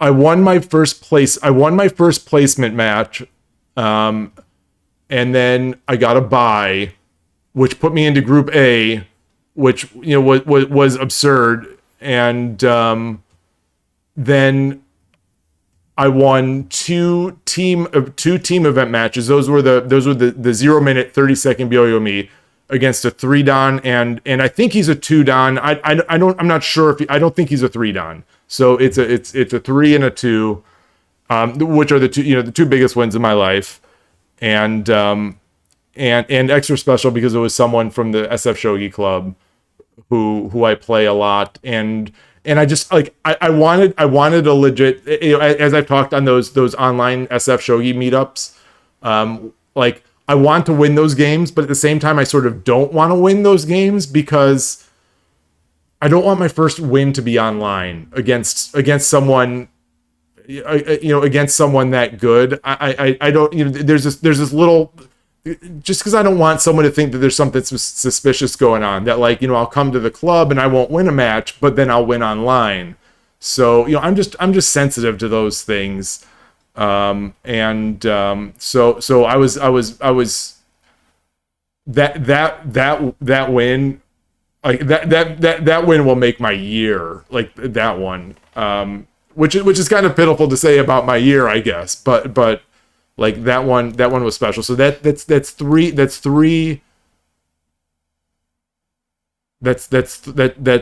3 casuals, 3 in the tournament, and then the one today. So that's what's the 4 in the tournaments, and then 3 sort of casual. So I'll take it. I'll definitely take it. It was good. Yeah, playing a good board, a good game over the board, and playing a good game over the board, win or lose. Like the one that I played against the semifinalist, the loser of that epic game. Boy, the game. I played him in my first round in Group A, and he's great. The thing is, what's amazing is that I actually thought I had a good position. Because he played more wide open than the player that I had played in the placement match, and I recognized an odd move that he made. It was a pawn drop that I think actually allowed me to build an attack. And after the game, in the post game analysis, he said, I think he said this is. He pointed at his own move, this is a strange move, It was a phenomenal game, and just so I guess all I'm saying is that if I play a good game and I lose, I'm still there where I'm just so happy. I'm so happy to not just blunder. I'm so happy to just win by not blundering. or to lose, by not blundering, against a good player. So yeah, it's cool. It's cool, and yeah, there's that, and then I guess tomorrow I'm gonna be leaving early tomorrow, probably 6 a.m. So, I don't know when I'll go to bed or what, but yeah, like I've said before, I've got my quirks, and traffic has become, driving through heavy traffic has become one of those things. This is probably pretty universal, but maybe not to the extent. But I really, really, really dislike driving in heavy traffic, and so I do my best to try to avoid it. And Los Angeles is, I've been here before. I don't remember it being like this. Like every road is like 8 lane. I mean, these are wide roads. There are many lanes and lots of cars, and it's fast, and it's something. It's pretty, for me anyway. It's pretty stressful driving through Los Angeles, but the tournament has been awesome, and yeah, that's that. I think that's about it. I need to figure out how I can share some of these photos. I've got so many, an inordinate number of photos, and some of them are so close to the previous photo that someone looking through these might be bored. But I've got some photos. I've got more small videos of mostly just panning around or looking at something. Or like the awards, when they were giving out the awards, and yeah, that's really it. But yeah, so maybe I guess I don't know, go down and play. I don't. I actually just shared a study with you that has some games in it, and 2 of the games are the casual games that we played. All right. One of them was actually we played with serious time controls, 1540. The other was the casual 30-second shogi game. Awesome. Yeah, so we can the world can see what we do when we're playing online. Now you know for sure I'm not a cheater. Yeah. I don't know. Yeah. I don't know. I didn't get searched with a metal detector. Yeah. There were no wands. Yes. So, I could conceal that anywhere. You never know. And I guess before jumping to it, that was one thing. Let me just bring this up to make sure it's even still. Oh no. Remind me later. Let me desync this. Sorry. The what am I trying to say? So these players are playing this match, totally different from chess. They're which is going in the other. So they're playing their match, and there's commentary going on. There's the wall, and it does block a lot of the sound. And the last year's champion assures me that all they could really hear was muffles, muffled things. But like it seems weird to me, in this age of engine and this age of chess players, being locked up and sort of hermetically sealed for their games. With delayed, with even delayed on the internet because cheating is such a concern. The broadcasts are delayed when going over the internet. The broadcasts of the moves, the broadcasts of the Twitch streams. In that era, we have these games being played, and apparently this also happens for some pro matches. But like, there's commentary going on. There's a pro, talking about the moves, and I did see Nishiyama once. Like I don't know what the person said, but like someone in the crowd or something was saying something, and and she kind of gave the whisper signal or whatever because it sounded.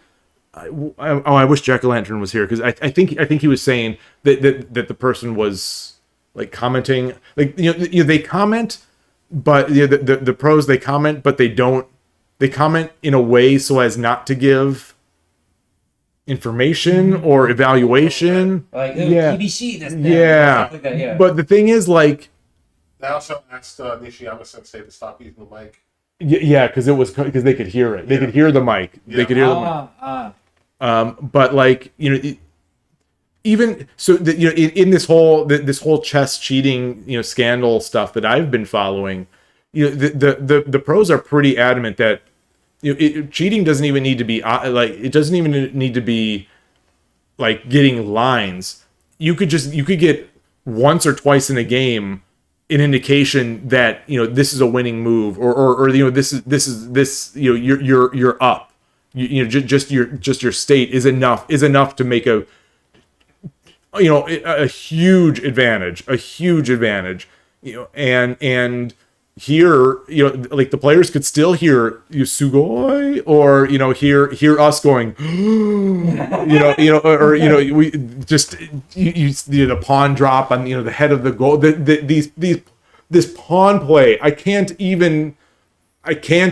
literally cannot even some of these pawn drops. There was an in-game pawn drop that was really amazing. The one next, yeah. Oh, oh my God. Oh, that one. Oh, I did not see that at all. That was amazing. Oh my goodness. That's the one I was just talking about. That's the one where they thought he was going to need to. Oh, that's the one. That's the one.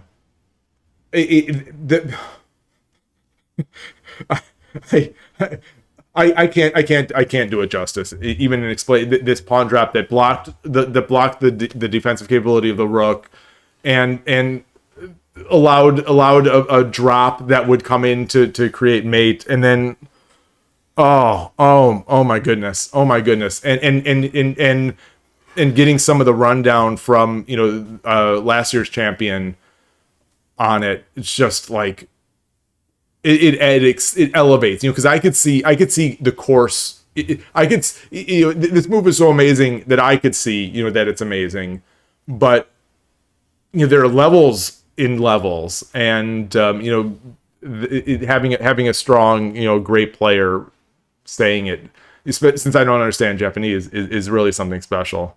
So yeah, you'll look at any photos. Honestly, yeah, I'm the same way. I'm so craved for more shogi content that here's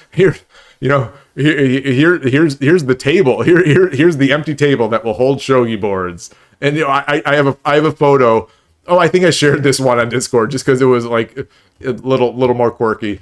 Here's a box of all these Meijin-sen clock boxes. Just in a box. I saw that as a Meijin-sen clock nerd, I loved it. Yeah, and I withheld being, because it's I think it calls itself a family friendly Discord. I didn't call it Meijin-sen clock porn, but that's what I was thinking. There was a few moments where I kind of wondered, I'm like, oh, they think that we're just weird guy Gene, saying random crap. But don't worry. You'll all be happy to know.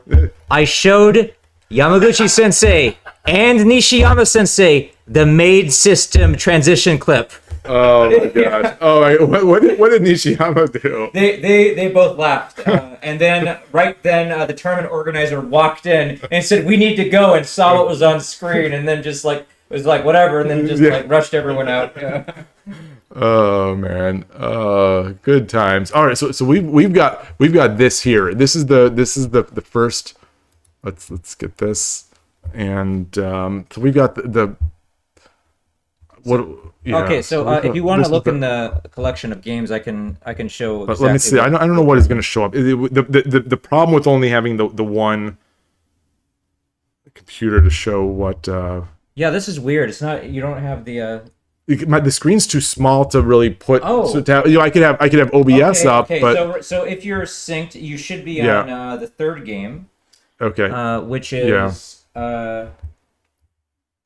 me versus you, where you were playing Sente, in the pre-tournament casual, the 1540.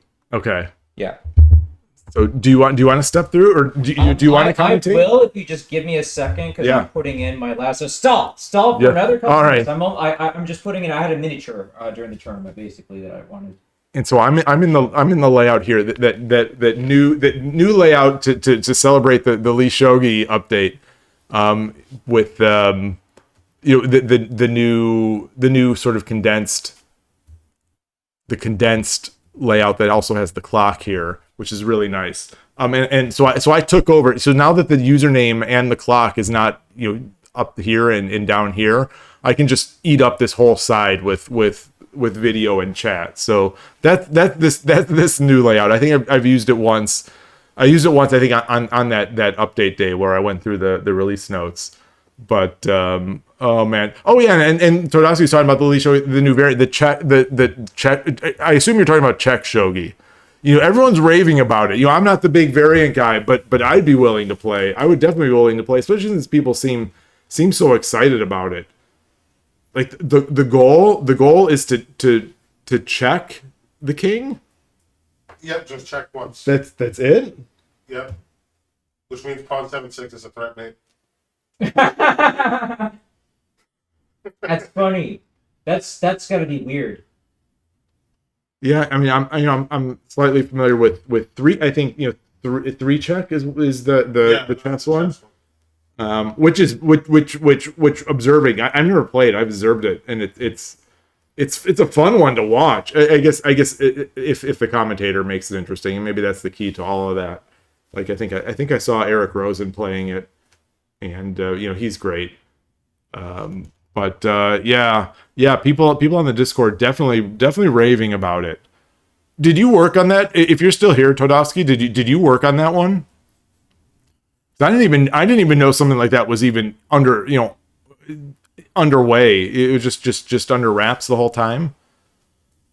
It's yeah, the Lee Shogi developers are not following the Lee chess advice. At least in the recent podcast where they talk about, you know, the maintenance burden of adding variants. It's oh man. I'm starting to get like exhausted. I think I am exhausted, and then of course forced capture shogi. Oh, people were talking about that. This subject. Oh, you're mostly contributing feedback. Okay, that I mean it's the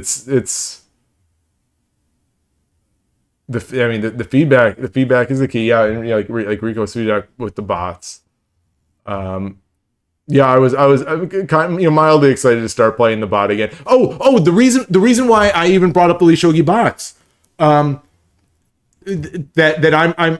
I'm sort of thinking about playing bots again, is Larry Kaufman. Larry Kaufman is passionate about at least to me it seems like he's passionate about playing these games. He's passionate about playing bots. When he learned about that the bots. Like, so not only bots, but also bots with handicaps.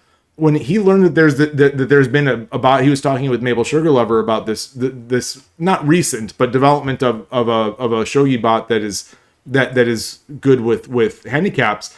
His eyes lit up, and he was to say like he can't wait to get home and try this bot out. And I'm thinking like I should send. Does he know what the bot is called? I don't think he knows. Oh, I should send him information about how to play. If you've got it, email him. Yeah. He was saying to Maple to email him the information he's got.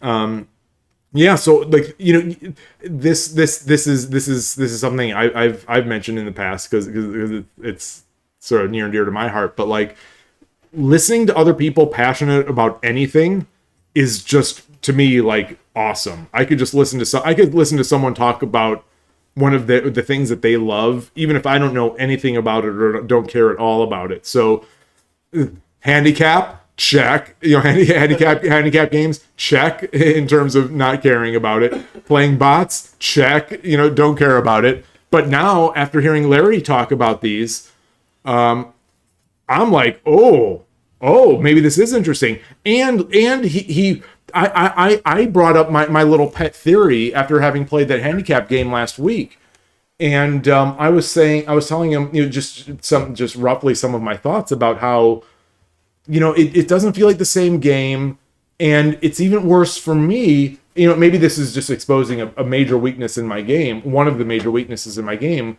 but like the fact that as the person getting the handicap, I can't exchange bishops. I can't exchange to get a drop. So it's like it almost feels like I have a handicap too. And he was talking about how, and he sort of agreed, and he was saying that like a 2-piece handicap is not as much as you would think, for those types of reasons. That you can't get a bishop in hand, you can't get a rook in hand, and he was saying that there are other forms of handicap where some of the players start with a rook in hand or a bishop in hand. So yeah, I found it fascinating enough to the point where I'm thinking like maybe I should play some. This is my second. I'm done stalling, by the way. Okay. Although if we have an extra mouse, that would be cool. But otherwise, we could. I only have this one. Take turns at the the chair. Yeah. Oh sure. Can this be a chair? This looks like it might become a chair. Might be, yeah. Let me just... Oh, that's like a luggage. If I fall and die, it's okay. Yep. It's Or you can okay. just use this chair. Oh, this is Sure. this is like a chair. Are we- Okay, are well, we- are we on? we're joint streaming. Are We're we joint on? streaming. Are we on? Yeah, let Okay, me. we are I'll on. keep the chat over here. Oh, cool. Yeah, and we'll have it nice and big if we need it. Okay, and Todovsky's here. Hi, Todovsky. So I can't see what we look like. Are we in the frame? Yeah. Can we just- Yeah. Let me get this going here. How do I get this up? Oh, okay, great. So we played a serious tournament game, 1540, which was the time control of the main tournament, in the casual night, which was the night before, when Yamaguchi Sensei was playing casual games with people. That was really, really cool. I got to see some of the players like that I'd heard of, like play against Yamaguchi Sensei. Jackuhlantern came. We got to see him for the first time. And Jackuhlantern's great. He wears even more colorful shirts than me. But anyways, oh hi there is exactly what you would expect. Like exactly like the streams. It's amazing. And while we were I don't there, know if that's an insult. there was no. I would say you're only different in that you're actually way stronger in person. And he has the bottom half. Thank you. And you do have a bottom half. Yeah. You have legs. Yeah. Yes, the stream is very misleading like that. I keep looking at this, but I should be looking at the camera over there. Yeah, if we can get it so it'll stay up here, maybe that'll be easier. I just don't want it to block, get in your way. Yeah, I mean, I could also hook up to the TV, and we can have that on here from the laptop if you want. If that's easy. Yeah. Let's do that. There's a cable box here, so we just steal an HDMI cable, and I'll plug it into mine or yours if you have a. Well, that might be too tight. I don't think it is on too here. tight. Yeah. Okay, so there's an HDMI cable going. Shh. Don't tell the hotel staff that we're doing this. Yeah, I see what you're doing. Yep. Grab I see. here. You're allowed to. Yeah. Yeah. They'll never know. That's great. It's great. I speak as someone who works in a hotel. You're allowed to. Okay. Sweet. We're not breaking the rules. Take this thing. My only request is that for their sake, you put it back in when you're done. Yes. Ah. Obviously. Yeah. Obviously. So I get a lot of complaints at my Leave- hotel from people who are like, "Oh, my TV Oh, doesn't leave work." no trace. Yeah. Leave no trace. That's Leave my no rule. ripples. Okay, I do need to be hooked up to Wi-Fi. I am. Okay, great. And now let's just look at oh hi I'm amazed there. the stream has stayed up. Oh, there's only 4 people. Oh hi there. Okay, and well, no, they're mega fans. They're great. Oh, Okay, turn it down. turning it. No, I turned it off. Oh, light mode. Oof. No, I know. I also do like. You got. I'm glad I'm finding this out now, not before the weekend. Okay. Mine is a visual impairment thing. I have to have like. Okay. There. Now we got a live stream Look at going. this. Look at this. Wait. We want the real time chat will be over here. Yeah. So if we want to see it. So now that we're back, I played 3 games with hi there. 2 games were games of shogi, and one of them was a game of Yonin Shogi, 4-player shogi, which was a lot of fun. everyone got to learn how much of a liar I am and how I will betray all of my closest friends if I think it benefits me, even just slightly. I already knew that, though. Yeah. So I'm exactly like you would expect based on the streams. So that is, I'm not false advertising anything. Like, I'm what you see is what you get. And so that was Jack Lantern, Rico, oh hi there, and me.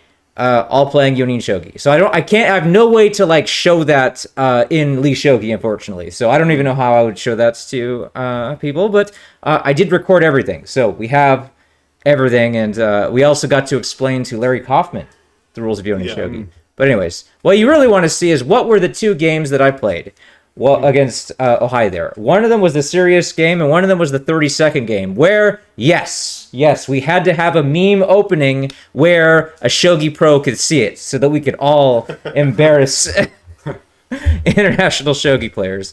Man, if I had known how much I would like Yamaguchi-sensei, I would have jumped on playing her on the... Oh, she's so sweet. She's so nice. I love her. You do the reverse scrolling thing. Yeah. Ooh, Okay. okay. Natural scrolling, not reverse. Okay. It's called natural. Yeah, so this was the first game. This was the serious game where I played some reasonable moves, then sort of blundered, I guess, but I basically won out of the opening because he made a big mistake. That hopefully he didn't do again. Yeah, no, He did not do it again. He got this mistake out of the way early. Yeah. So, this is your central rook, Joseki. Do you want to drive a little bit? Sure. Yeah. Sure. Tell me, what is it that you had prepared against me? Well, the thing is, I don't know what I'm doing. So, I don't know about prep, but I have my basic lines that I'll tend to use, depending on whatever I see. I think.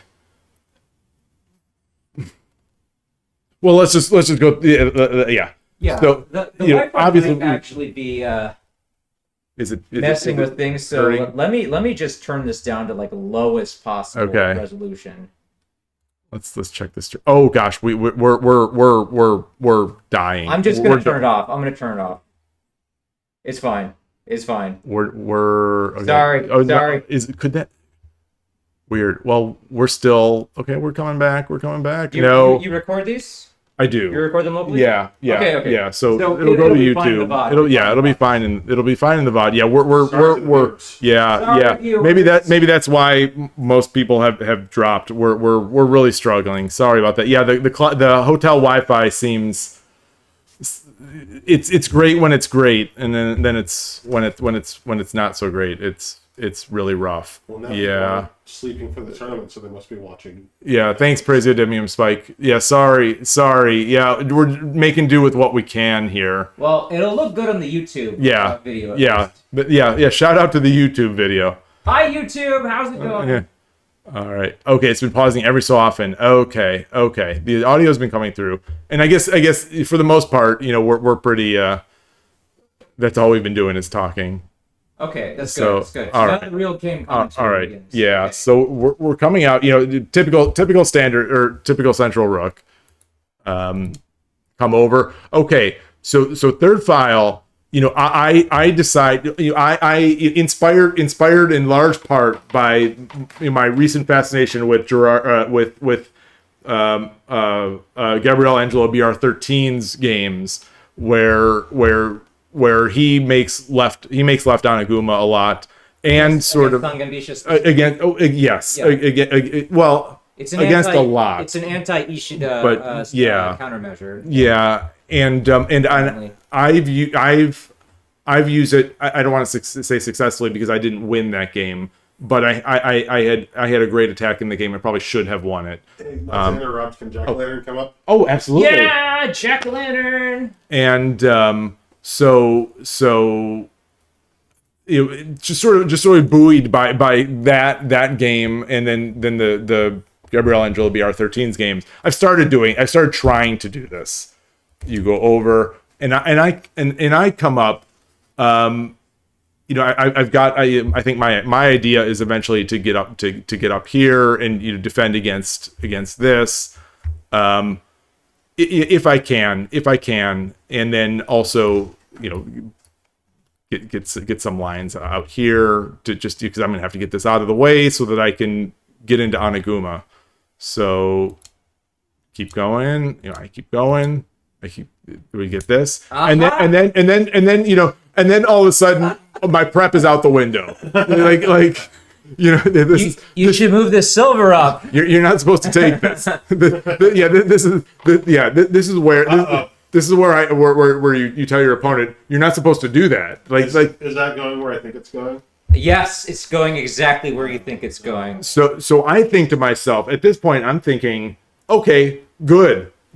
Now I can make Millennium because I've been wanting to practice Millennium, and I struggle to find ways to get into Millennium, and well, this game didn't help me get into Millennium.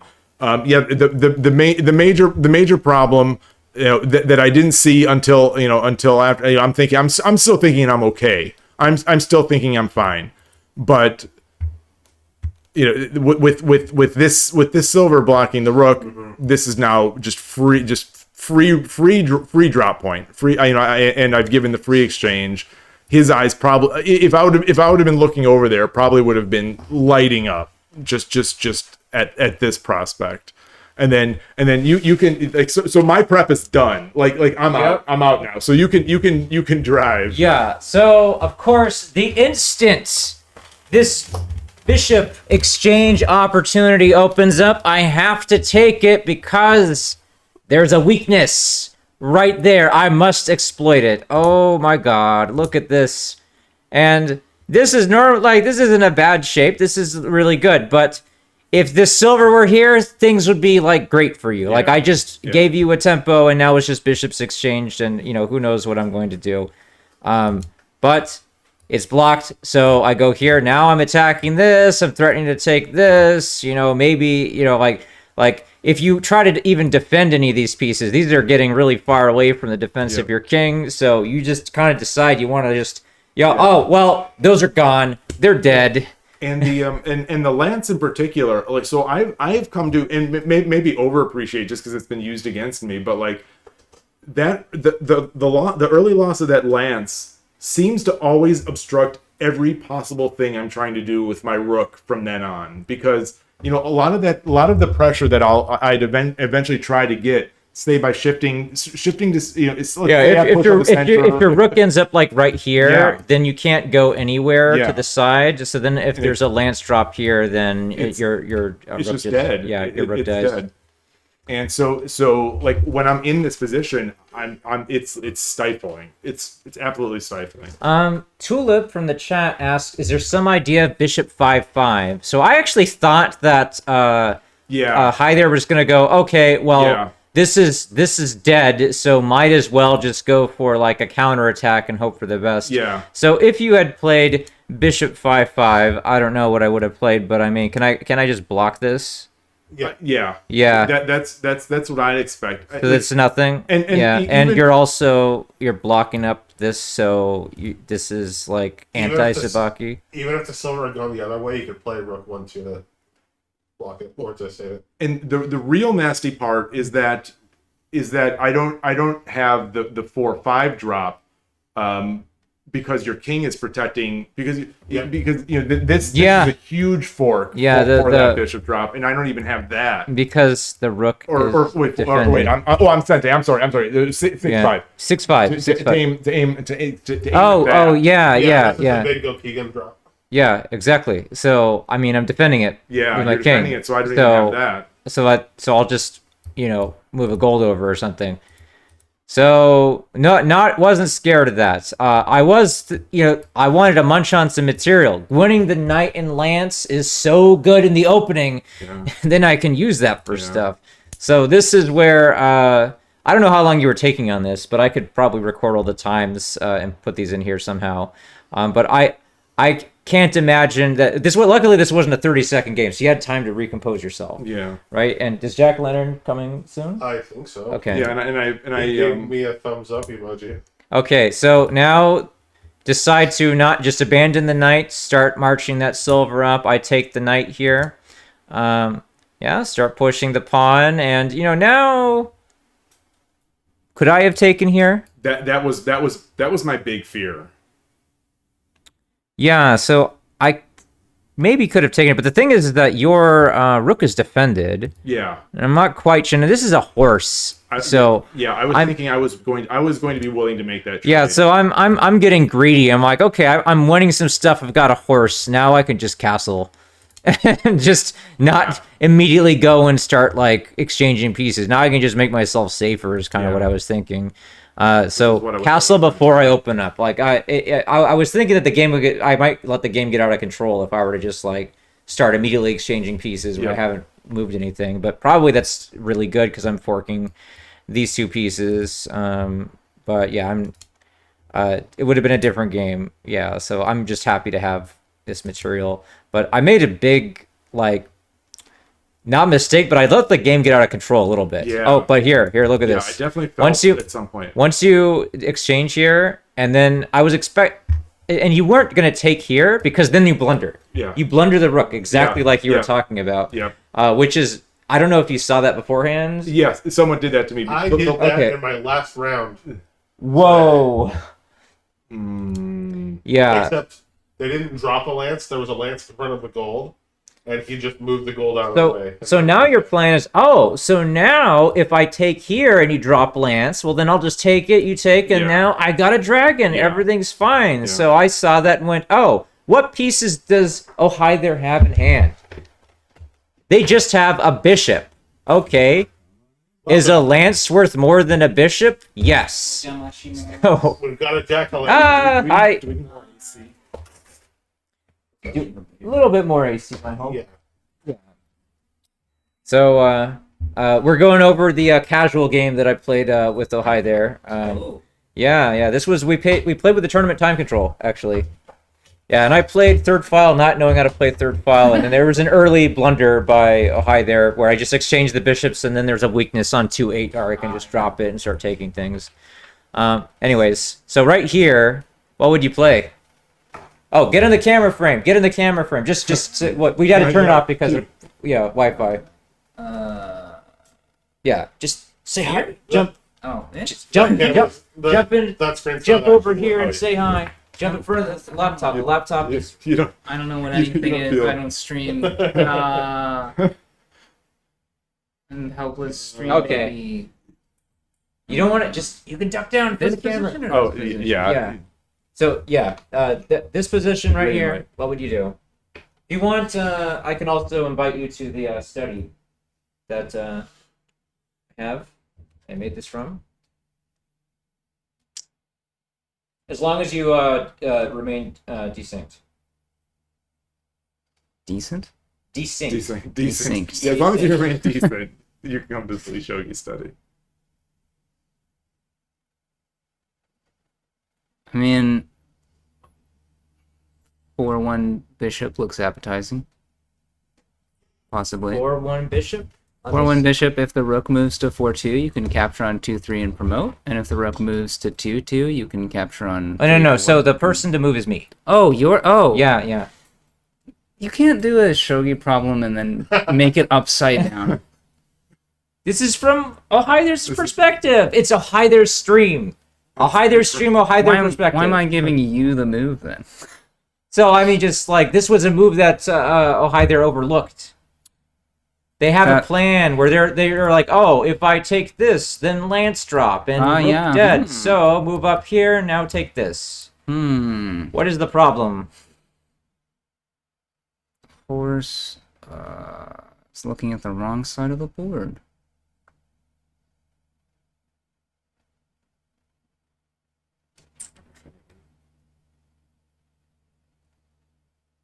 Is there some fancy fork here?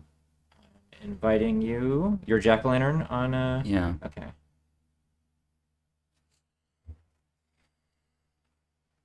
I never do problems upside down. And I think it's throwing me off. Okay. I made you a contributor, so if you modify anything, then it's going to show up on stream. Okay.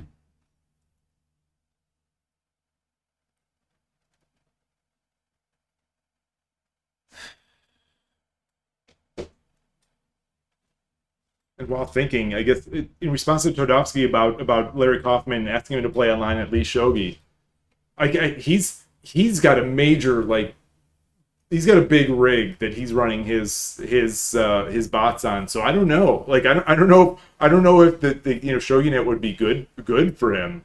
Like, Okay. So to give you a hint, what pieces does Ohai there have in hand? What is this a move for you or a move for me? A move for me for Gota. Gota's move. Gota has a move. Easy, just flip the board. What is? Okay, there's piece in hand Here. matter for Gote. Well, I used Dvorak, so Wait, so stop. Y is F. Oh. Okay. Oh. Devor- thank you. oh, Oh my okay. God. Okay. Oh. Security For my hand, by obscurity. my Oh, that's fair. save my hands. Incredible.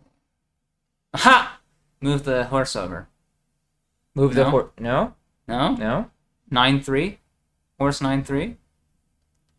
Horse 9-3 gold moves, and then you drop the lance on the rook's Horse face. 9-3. What? How does it hit to 9-3? Oh, whoops. Sorry, I meant It's been a long tournament. day. It's been- 4-9. 4-9. Or sorry, 3-9.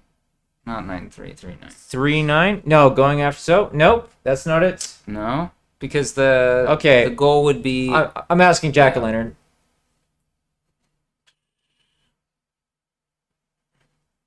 But feel free. or-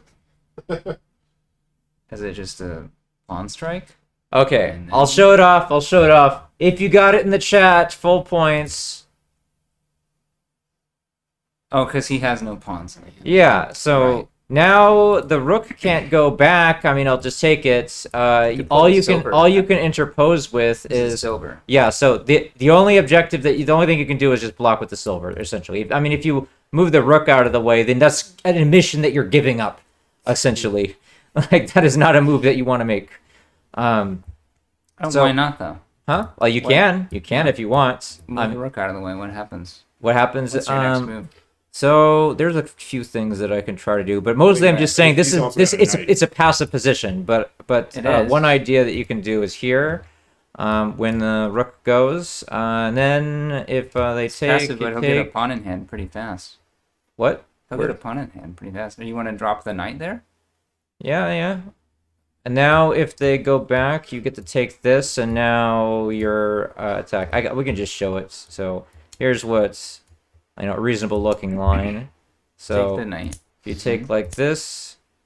Now you could. I still feel like the.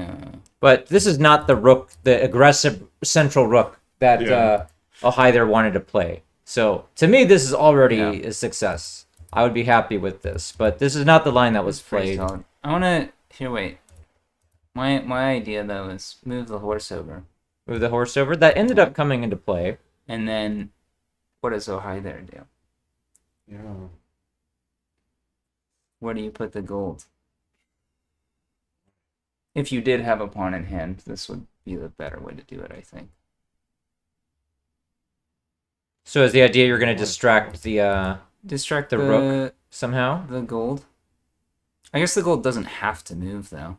I mean, yeah, because You could drop a pawn on its head though. pawn on No, it. you can't. Oh, No, it's Mifu. no. Rip. You could No. drop the lance on it even before it moves. Sparrow said they would have lance 5-5 into silver 5-9. Oh yeah, that was another thing that I thought. I thought of silver 5-9. But that didn't happen. We can just quickly go to this because we really need to get to the Anakaku game because I was actually looking through it. I'm like, wow, this is insane. This is a way better game than I was expecting for an Anakaku. Like, you did really well. Oh, spoilers! I shouldn't have said that. What's his name? It's a good problem though, because the Fugire is really. Yeah, so now I got my silver, and you just have a bishop and lance in hand. Now I'm continuing here.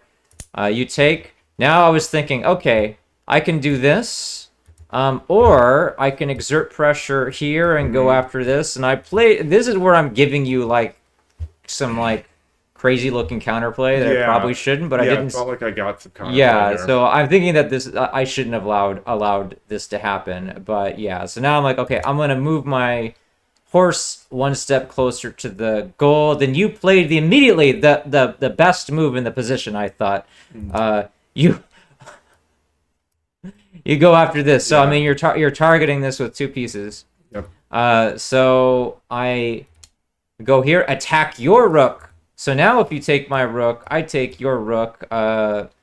And I'm still attacking this gold, so you need to do something with that. And this horse is still really far away from my king, and it's a bit of a mess, but I'm hoping that my position is better. You go for trading this way, so now you get a silver. Yeah. Then I capture back. Now you take the rook, and now this gold is slightly displaced, but. And you might think, oh, you win a silver by doing it, but I actually, because this is hanging still, then I get it back. So now this is an equal exchange, except now you've got a horse that's potentially going to be getting these, but still, that's so far away from this king. So I'm pretty happy right now that this, that if you get distracted by these while I mate your king, I'm happy. I'm super happy.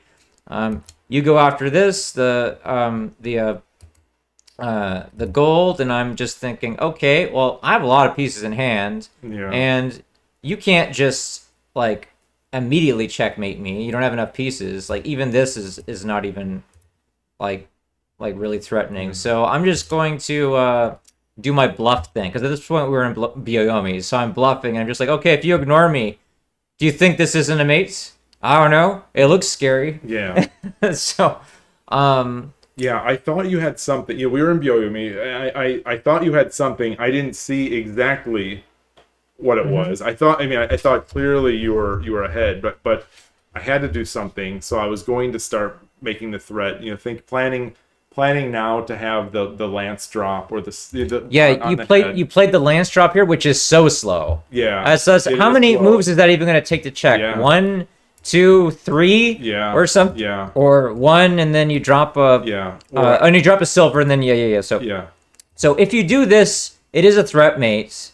And then if I take it, then I play right into your hands, and maybe this is scary. But I thought, okay, well, you're ignoring my threat. Well, let's find out. Is it a threat? Well, I took this. Yeah. And if you don't take it, then can I mate with all these pieces is the question. So this is the first thing you need to figure out. And oh man, am I going to screw this up? What pieces do you have? Okay, yeah, I thought that everything was going to be fine. Let's see here.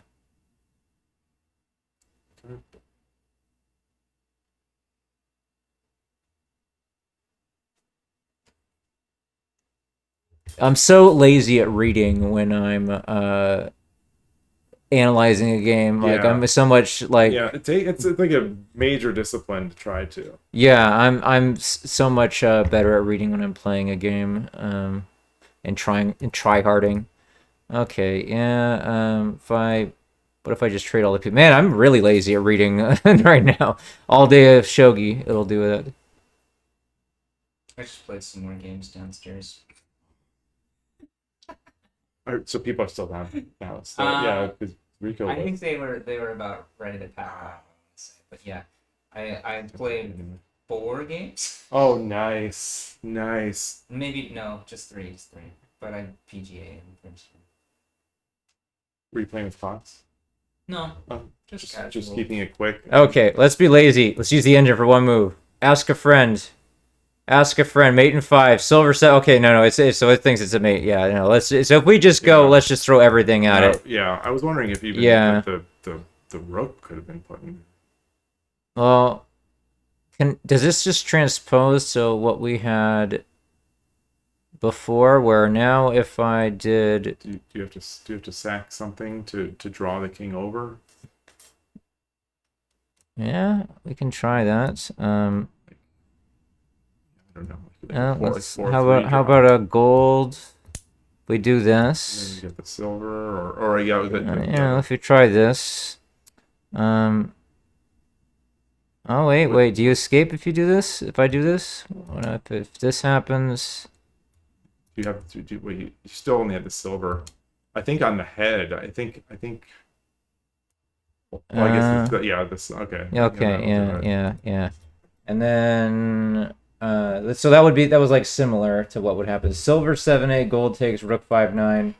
Wait. Let's look at the line that the chat described. Silver 7-8. So we go here. We go back. So silver 7-8. Okay, then gold takes rook 5. Oh, okay. No, that's very nice. that's simple. Very pretty. Okay, would I have found that? I don't know. I was feeling pretty good that game. Yes, you would have found. I was actually feeling pretty good that game. I think I would have found something that worked. But when they took it, I dropped the rook here, and so and you resigned. Because I mean, now it's just pretty simple. If I go here now, this is why I dropped it here, is so that I could bring the horse back and have it be useful again. And then now, if you go back here, then now I mean a simple mate. And then if you go back, surely this must be a mate, right? So check mate, yeah, like that. Yeah, so that was a good game, but the game of the day was definitely the next game. Where let me sync this. This is, I don't know how we want to commentate this. I want mostly what your reactions were to this. Like, so we're going back to your mode, the ultimate meme game. Let me change the chapter for you. Oh, okay. Okay, so right here, this one. What happened in this game? So where are the, are we, who's who? Is there, do we have Nope, that's me. That's you. Me. Yeah, that's you. So we can turn this around. So we gave it away a little bit. What opening do you think I'm playing? Yeah, well, I mean, bishop in the hole. Yeah, I know. Like, we need some Anakaku commentary right now. There's someone on Lee Shogi that has done this to me before. I don't know if it's like one of your alt accounts, but there was one of the only I think it was one of the only arena streams that arena tournaments that I've streamed. There was a player that did this, and I was like, what is this? What is the meaning of this? I was I was racking my brain thinking like what is this? And maybe it was just I was being memed on. But yeah, so I think like, okay, well, I know how to deal with that. Central Rook can deal with anything. Actually, let me switch something over because we don't have this stream on anymore. That means we can just pull the chat out on the big screen. Ah, yeah. Oh yeah, everyone's gonna be super big. You all are huge now. Congratulations.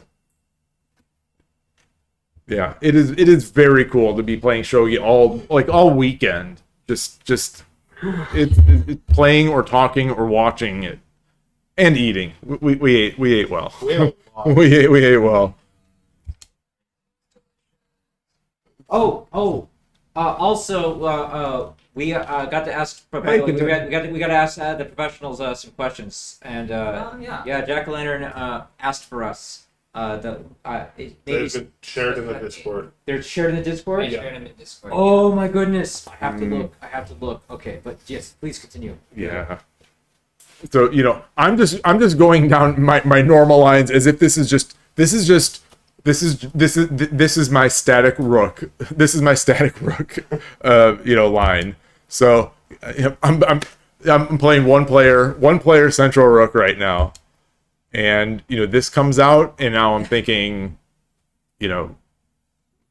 there's a Mino, maybe it's going over there. Mino, Anakaku. Yeah. There's a Mino, but there's a rook over there, and I don't know where the king is going to go. So let me just get my king to safety. I now understand the comment. Oh, hi there, Meg.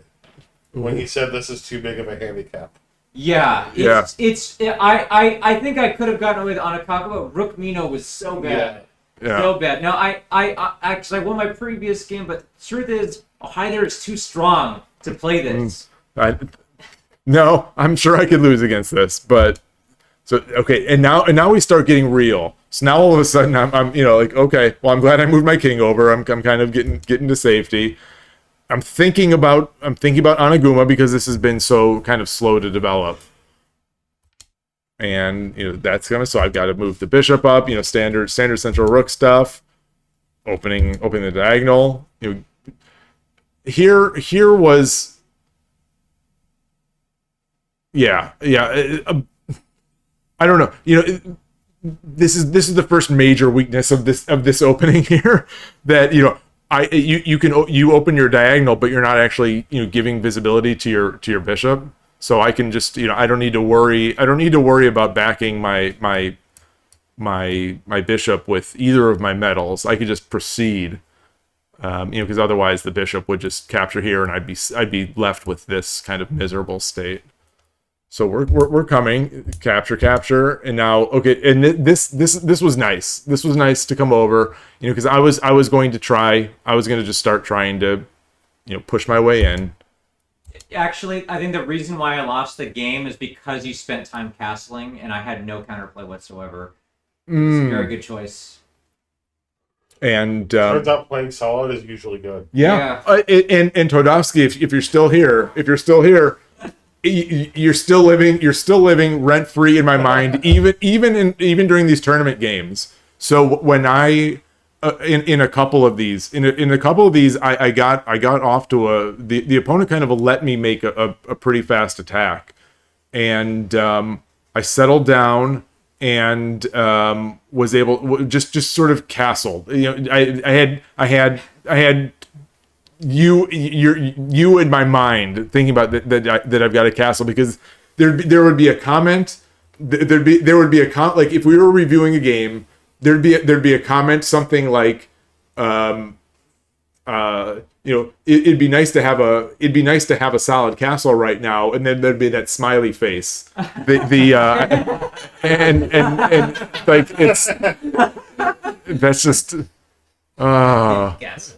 yeah, there it is. Yeah, there it is. There it is. So I sort of have something here. By the way, this was 30 seconds per move. Yeah, so yeah. I was hoping on time pressure when saving the day. Yeah. Oh, And so Anakaku is such garbage. That bishop sacrifice was the one I was afraid of. Yeah. Oh crap! What if he actually does it? And you did. Yeah, this is rough. Yeah, I think it's just good. basically over. Yeah. Basically over. Yeah, 40 and then moves there it later. is. But yeah. I wanted to Now you cut have that enough off pieces in hand to checkmate me. So Yeah. I'm like just to live. live, So add the pressure, keep going, and then I think it was mate from here. No. Okay. It wasn't Oh me. No, wait, you- did I give it back? So take Oh, a I look at this. remember this. Take a look at this. Look, this. Did I? Yeah. This bishop is defending here. Oh so now. boy. Oh. Wait. What was running through my mind at this point? I think I was thinking like I was thinking back to that move. Actually, if we go back, so was there something here? Was there something? Let's say at this point, is that bishop just too good on defense? So you have to put if you want to keep it going, you have to put the gold on the left-hand side, because on the right-hand side, it's obviously the bishop is defending. So it's like I'm barely surviving. Yeah. At all. I'm not happy. Well, I'm not happy with this position. is the strength of the Anakaku, though, that you have this bishop in defense Yeah. after sacrificing your silver. Oh boy. Yeah. Now clearly you're winning. So what would this have been? Would this have? You would don't this have been nice? have pieces yet. But yeah, I mean, I'd be able if you interposed, I could bring the gold over. But yeah, I guess that sort of ends there as well. Interesting. Yeah, you ended up not doing that, and you ended up Yeah. believe it or not, like in Buyomi, you were just like, oh, I don't know what to do, and you went for you just forced the exchange of everything. Yeah. Yeah, it's pretty amazing. But your king was so safe that it didn't matter. Yeah, this point now was like, what have I done? What have I done? Yeah. So I thought, okay, well, I still have, I still this is still threat mate. This is threat mate still. Unless Yeah. Unless the king well, and even if you didn't, you can run. I think you could actually run. Wait, so let's instead of doing that,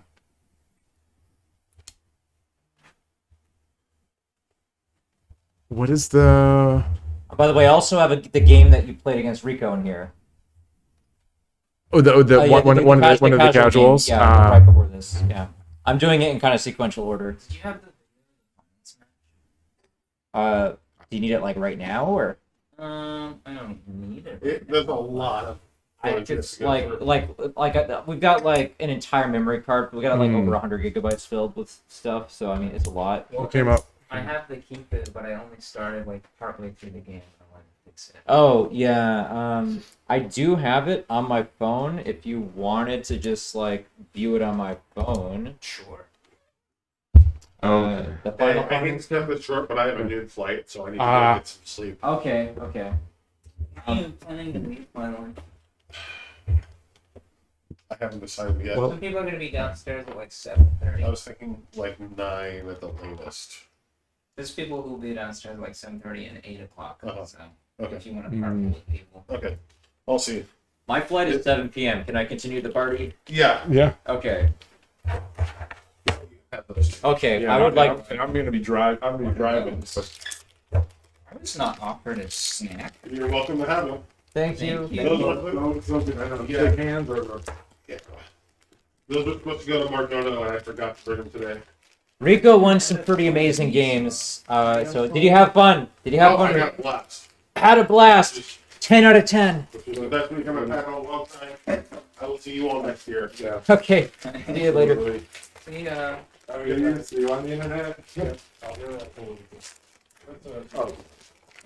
There's gold drop 4-8, king 6-9, rook 5-8, king 7-9, then take lance is what Knight's Furrow saying. No, Alexei, his when he says lol, like he'll just say lol and then he'll do the D. He does the D colon. Yeah. And that's like that's when I'm playing on Shogi Wars. That's what I see. So gold 4-8, king 6-9, rook 5-8, king 7-9. Oh, then take the lance. So I'm on a and this was what happened to the TV? Did we lose? Oh no, it's just falling asleep. It's fine. It's fine. I've convinced myself of this weird voodoo that if I take a lance, voodoo or something, like if I take a lance, I'm gonna lose. I remind you of a what?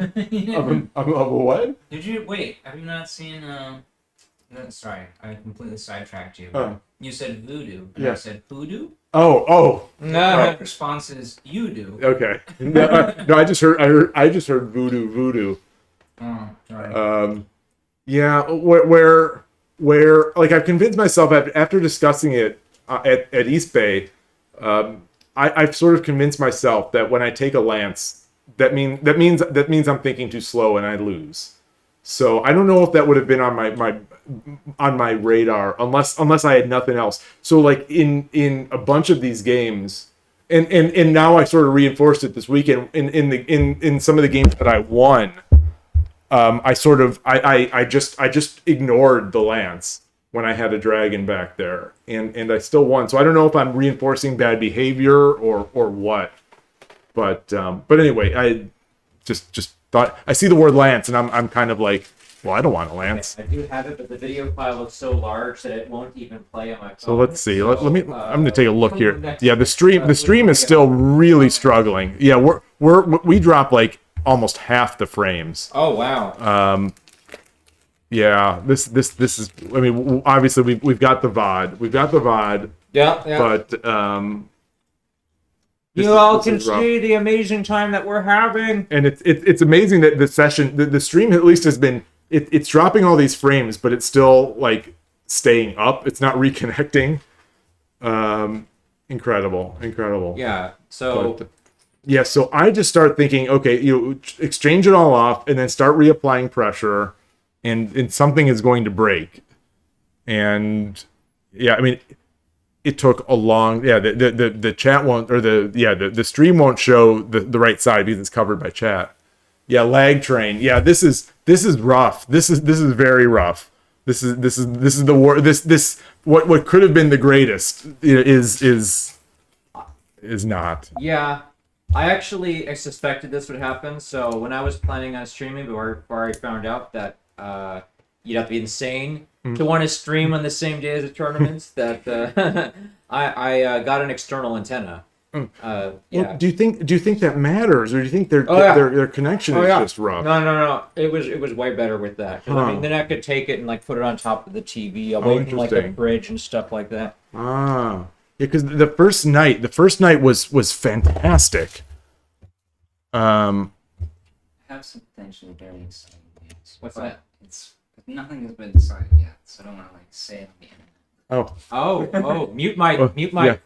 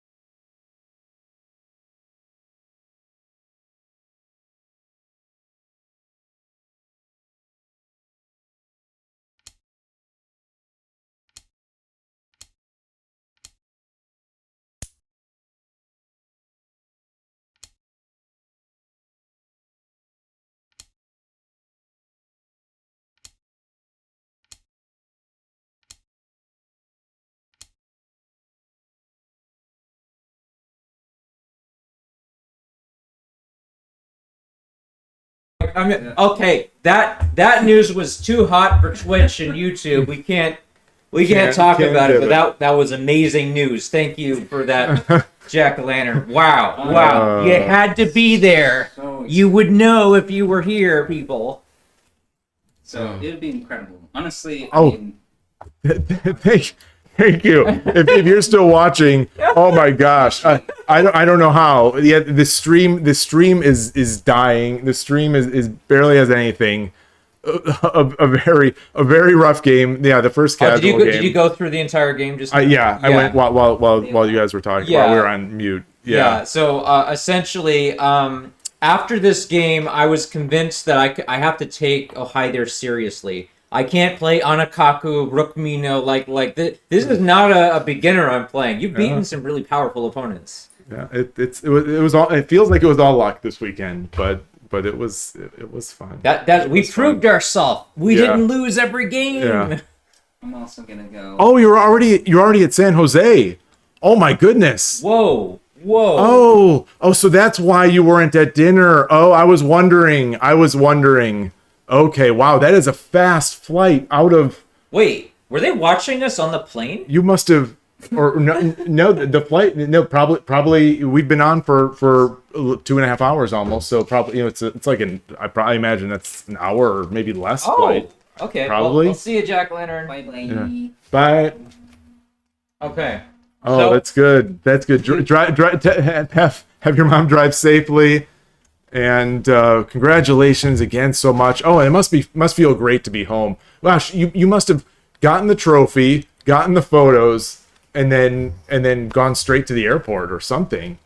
That was fast. Yeah, there was a big dinner. Yeah, we missed you. Okay, and then I guess I don't know. You said that you want to leave at 6 a.m., right? And yeah, it's a long drive. I don't want you to like fall asleep at the wheel, and that would be very tragic. So we won't go too much longer. There is at least one thing that I want to do. I have a little miniature Okay. that I want to show, and also I've got the 4-piece handicap that I played with Yamaguchi. If you wanted to look at that, Let's do it. Go for it. and then we can call it a night. Unless you had Shogi Wars or whatever, but I can watch that on for my hotel room. I don't think I'm going to do the Shogi Wars. See, I'm afraid it would disconnect on me. Okay. The connection is so bad right now. Okay, so let's go ahead and switch over to. Should we? So we should do my game one that I played. So it's you haven't had breakfast. It's the first game of the tournament, and like you are really really tired. You haven't gotten enough sleep from the night before because you're so nervous. This is your first. This is your first of the assignment matches. Yes, this is the first of my... the first like real tournament match. Yes. I was matched with an old gentleman, Nishio's son, and we played a game where, I mean, the move order I guess was a little bit weird. Who's Sente? Okay. I should say that they are Sente, I'm Gote. Okay. So let me switch this so this is from my perspective. So this transposes into a Kakagawari line essentially. So yeah, we go like this, and then now I just said, okay, well let's see if they just fall. So you like these openings? You like these? Yeah, unless I'm playing like crazy good calculators, like that are like crazy good chess players or whatever. Then I'm like, oh, I should beat them with experience instead of. Yeah, so there is a line that I learned from a book, and that I half remember from several years ago. I tried playing at the last tournament, and I was like, okay, well, maybe they'll play just right into the line. Maybe they don't know it. Because if you don't know it, you won't be expecting it necessarily. So they just start playing normally. They make the normal Kakagawari shape, and we start looking like, okay, we're making, double reclining silver, right? Like just okay. This is good. Night Sparrow gets me. We're just gonna go and make our game just like the pros do. Spend 50 moves of Joseki, and then like play that way. Push pawn, whatever, and then I move this knight up, and maybe they're thinking I'm gonna pull the rook back at some point. I do this development. That's a fast. You moved your knight up before even moving the king. Yeah. So I moved this knight up before moving the king. This is Joseki? Yes.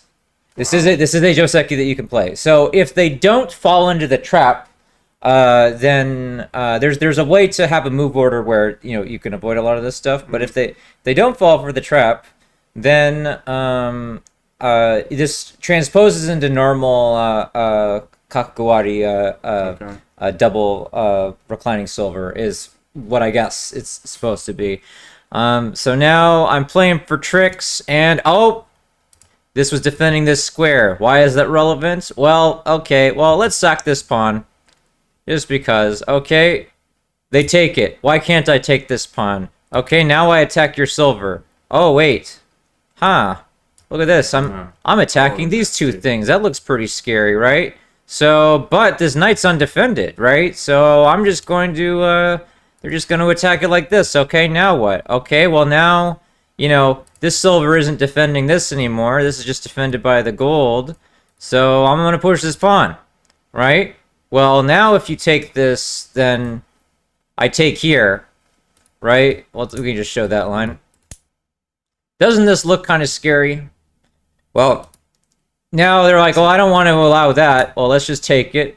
I take, drop, and then now you go back, right? So there's two things that we can do here. And one is, so I probably didn't even have to sacrifice the pawn, actually. So one thing is you can go over here. But in this case, they can just take it. And then this is the amazing move that I saw. Oh, are you ahead of me?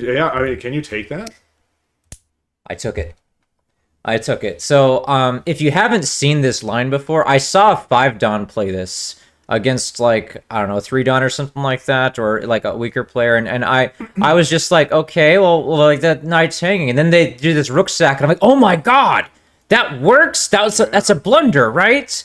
And then they take it, and I take here a promote, and if you don't know how to play against this, it's actually really difficult. So there is a weakness here. I did give this rook in hand, so this drop can come at any moment, right? But this king has a lot. Oops, this king has a lot of running room actually. So let's click out of this. Click out. Okay. Interesting. Has a lot of running room. How did you do that? Huh? How'd you drop Oh. two rooks? Oh yeah, no. So you middle click on a piece, and then you right click, and you can show like stuff on screen. So look. So now look, there's a bishop here. You know, I can do it with pawns. Look, Ghost Nifu, Ghost Sanfu. Look at that. And then if you want it all go away, you just left click. All gone. Oh wow, very cool. Yeah. So do I still have it? I never knew you could do that. Oh yeah, that it used to be that way by default. But before they allowed like arrows. Yeah. So if you still wanted the old functionality, you need to middle click. Middle click this, and then right click. What about 2-7 Kaku? He's 2-7 Kaku. What? Kim the same 2-7 Kaku. 2-7 Kaku. Are they finding a good line? They're finding something. 2-7 Kaku. Oh! What? Here? 2-7 Kaku. 7 for who? Yeah, I mean it's my turn, right? So you're saying that's a threat? That's the threat, maybe, or not quite sure. But 2-7 Kaku. Oh, you mean 8-3? 8-3. 8-3. Ooh, that's a good one. That's an interesting one. Okay. Oh. So yeah. Oh my goodness. I think I had this played against me. Stuff like this is really scary. So now you're defending this, and you are getting a horse, and you're also potentially attacking this. That could be scary. Ooh, I didn't see that. That's a good one. Yeah. So over the board, since they clearly never seen this before, they didn't find this move. So they just started playing like passively and letting me attack them, which is not what you want to happen. That's bishop drop 2-7. No, let me delete this one. Bishop drop 8-3. We'll look at that in a bit. We can just get through the rest of the game really quickly. And keep in mind that we were both really tired. Okay, so now I do this bishop drop. They do have a rook in hand, but yeah. If they move out of the way, I get this pawn, and now I'm potentially attacking this lance. Is my idea. I thought you lost your first game. No, I won it in a few minutes. Wow. Yeah. Oh, come back, Green. This person, your opponent needs Todovsky in his head too. He needs to build a castle. Yeah, so but the thing is that like if playing defense is not what you want to do when I've sacrificed, I'm going to play really aggressively. Yeah, at that point. So now they go for knight here. Now they already got rid of the silver, so that drop isn't going to do as much as it did before, I guess. They try to attack here. I add an attacker. I'm also bluffing. Like I'm not actually. I'm tired, so I'm not actually doing real calculations here. But they weren't playing the best moves, I thought. Okay, they attack here, and they think, this rook drop's gonna do stuff, right? But I mean, they only have a bishop, a silver, and pawn. And if I just run away, okay, now what? Yeah. Now what is my idea? I didn't see what they were doing, and I'm starting to have pieces here. And like I said, when they spent a long time on these next moves, but yeah, they had trouble coming with a plan. I think they spent like, I don't know, 8 minutes or something. Finally, they just decided to defend, hoping, I think, that they would go for it. Maybe they're thinking that they can get us in Ichita. I take it, I'm like, okay, I've got a goal. And I'm like, okay, well, now what? So I try this again. They drop here to defend. I'm like, okay, so now they're actually trying to go for Sanichta. I allow a little bit of a repeating the position. They could have tried to take here, and then I could have dropped a piece to attack the rook. It's kind of the idea. Okay, they take like this. And then, so now we have a sort of a repeat, but I have a golden hand instead. But now I drop the silver here. So I'm attacking this rook. They can't go back because I take this. So if they try to run away for it, away from it like so, I could take this, or I can attack it with, another piece. And then I didn't know what was, so they did this, and then they played in a way where they lose faster. I thought, well, if they run away, then they must be losing, but I didn't quite see everything out to the mate. But they played a way to make it easy for me. They take here, and then now this is just a mate. This is just a simple mate. So they go here, and then just a rook drop. Oh, nice. Yeah. So could have fought harder. Feels that has to feel good. Like that first win. Yeah, It was a relief for me. It was a big relief. yeah. So it's another thing is that like the first time you see that rook sacrifice, if you haven't seen it before, you're a little bit like shocked. You're shaken, like you're not expecting it, and you have to calm your nerves. Like I remember the first time I saw like a strong player do it, and I was completely amazed. Like I couldn't believe that could work. And if you want to play it, like, because you give your opponent a rook in hand, it gets really sharp. So you actually need, if you want to play it for real, you need to like actually study those lines. It helps to have a computer. A couple of years ago, I looked at a whole bunch of lines to the computer. You can get all the way, like for the wrong lines, you can go all the way out to like mating sequences and stuff. So they need to be really careful. And if you don't know it, it's so hard to figure out over the board. And so a lot of the games where I like lost completely disastrously, it's because I'm like, oh, I'm gonna try to figure this out over the board. Nope, that didn't work. It's still a tricky, even with all that attack. That's still a tricky, especially I would think on the first day of the tournament. That'd be the tricky idea. To sack the rook and not be convinced that you had the winning attack. That's gutsy. Yeah, I played a handicap game against Yamaguchi Eriko. Yamaguchi, yeah. And that's I haven't studied handicap Joseki in a long time, and I couldn't remember anything, so I just tried to play it normally, so I wasn't getting the full advantage of the handicap. So it was, well, two piece, and then from what Larry was saying today, a two piece handicap is not as much as you might think it is. Yeah, so I was told once that when you're playing pro players that if you're around 1 dan or so, you should take a 4-piece handicap. But Riko was telling me that actually if you are around 1 dan, you should be taking a 2-piece handicap. And now that I think about it, Viridin did play the 2-piece handicap against a lady pro, and she won. So maybe this was actually too much of a handicap. Is that in one of the tournament the tournament 2 type things? Yeah, one of those rewards. So I don't remember anything. So I just start playing. You had this on camera. That's how you transcribed it? No. She was very, very nice. I had Notepad open, and someone made a joke when I had the laptop open. I was gonna put it into like Lee Shogi or something like that, but then someone was just like, "Oh, AI," or and I'm like, "Oh, no AI." So I just put it all into Notepad and then transcribed it into this afterwards. Okay. I didn't have a camera rolling or anything because that was recording other people. The semifinal. No, it's recording some games. Yeah. So she spreads out her pieces to both sides. She's gonna put her king in the center.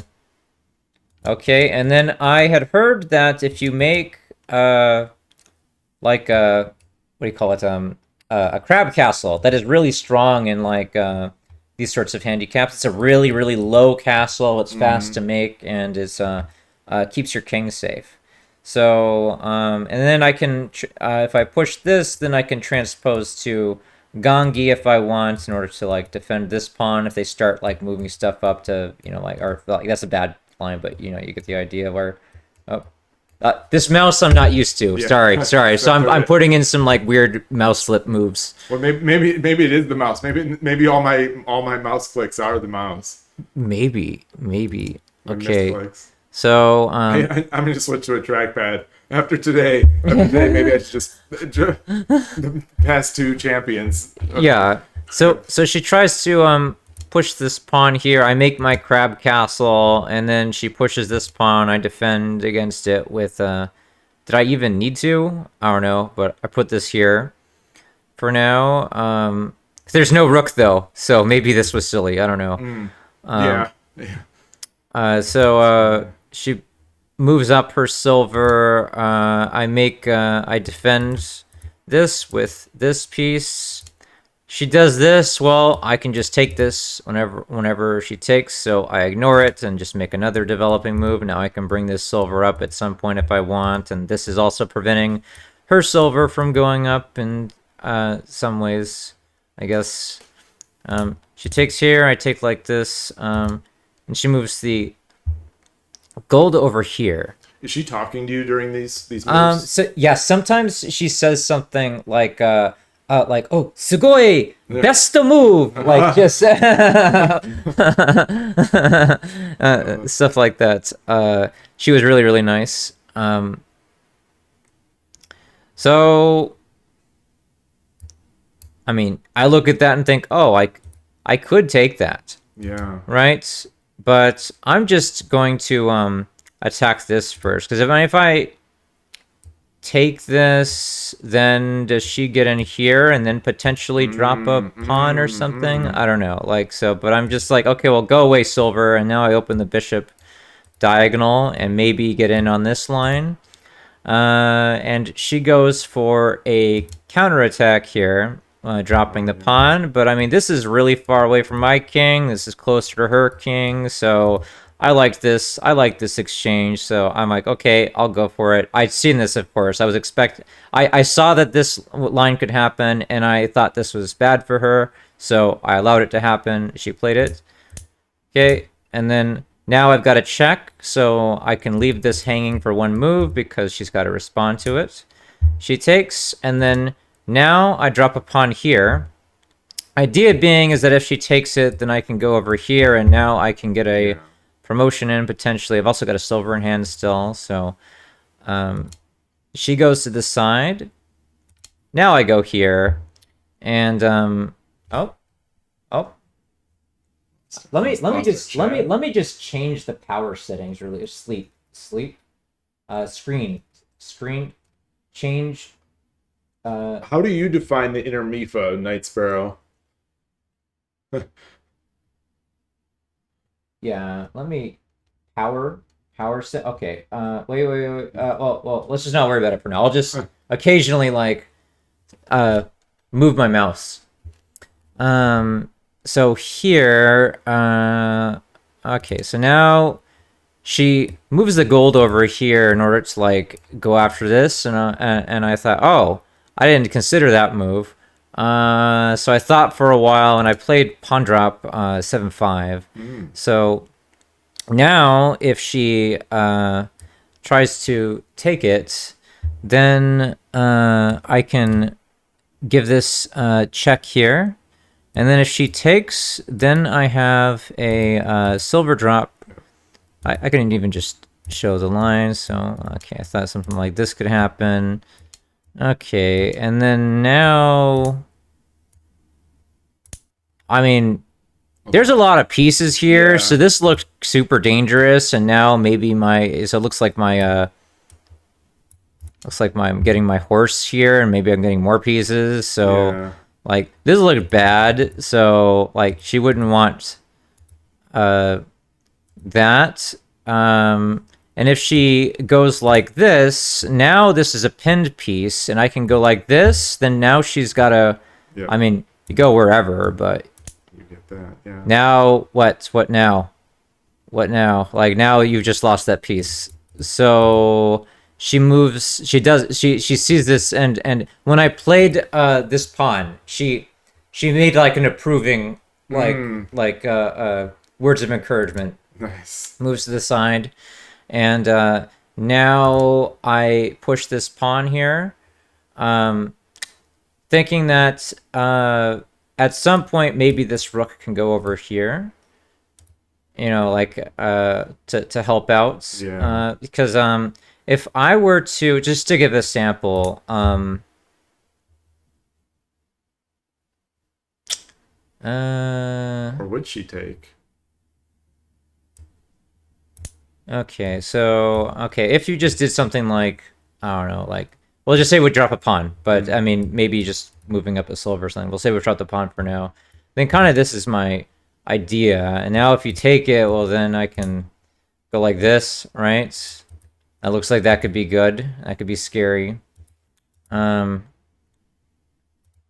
So I think she doesn't take it. She actually goes for a counterattack to try to convince me to like move my bishop out of the way. So I saw this potentially happening, so I move out of the way, and I thought, okay, so maybe she'll drop a silver like here, and then now the silver drop actually defends against defends against any rook invasion. Defends against a rook invasion because because the silver is now defending it, and you're attacking my bishop at the same time. So that's kind of the idea that she has. But if she does that, okay, so if she does that, keep in mind that, well, now since she only has pawns in hand, she can't stop me from going in here, right? So that looks scary. I play an intermezzo here. I give this check, and now this is actually a double check, so she has to move the king. There's no choice. And if she moves anywhere that isn't taking the token, she just gave me a token for free. That can't be good, right? So she has to take the token, and then now I drop this silver here. And because I dropped this pawn that's here, she can't go forward. She can't take advantage of the weakness of the side. So she's got to go back because, look, this pawn that she put here is blocking the king. So these are being used by the silver, so she's got to go backwards somewhere. And now that she's gone backwards, I have a foothold. I have a piece here. And this piece is no longer defending her king very well. And now, look at this. I can just move the bishop over, and now I've got like a scary-looking attack, right? Yep. So I just sidestepped this silver drop. Okay. And now she takes the pawn. Because she doesn't want to deal with that. Now I don't take back immediately. So now I try to say, well, I don't like how this silver is like defending this, right? So I'm rather than just go in here for a check. If I just go in for an immediate check, you know, like what's my plan? Yeah. I don't have any pieces in hand, and anything is slow, and she'll have time to like, you know, shuffle over here, you know, maybe, and move some pieces out of the way to make room. And I'm like, that's not what I want. I want to go for a kill. It doesn't look like there's any way to sack or anything. Want to go for a kill. So instead, now I push this pawn and I just bully the silver. Yeah. I do sacrifice a pawn to do this, but and this is really cool. So now I do this. Now I take the pawn. Aha! Okay. So rather than take the pawn directly, I distract the silver. So now I'm attacking here, and because this pawn is here, silver can't go back, right? Yep. So her only choice now, if she wants to defend that, is to go back here. And if she ignores it, she plays like pawn drop here, for instance. Then I take this, and now this is a king silver fork with the rook, right? And even if you've interposed anything, then I can just take with the bishop, for instance. You know, like I mean, or the rook, you know, whatever I take with, and then I just start taking pieces, and it's going to be game over.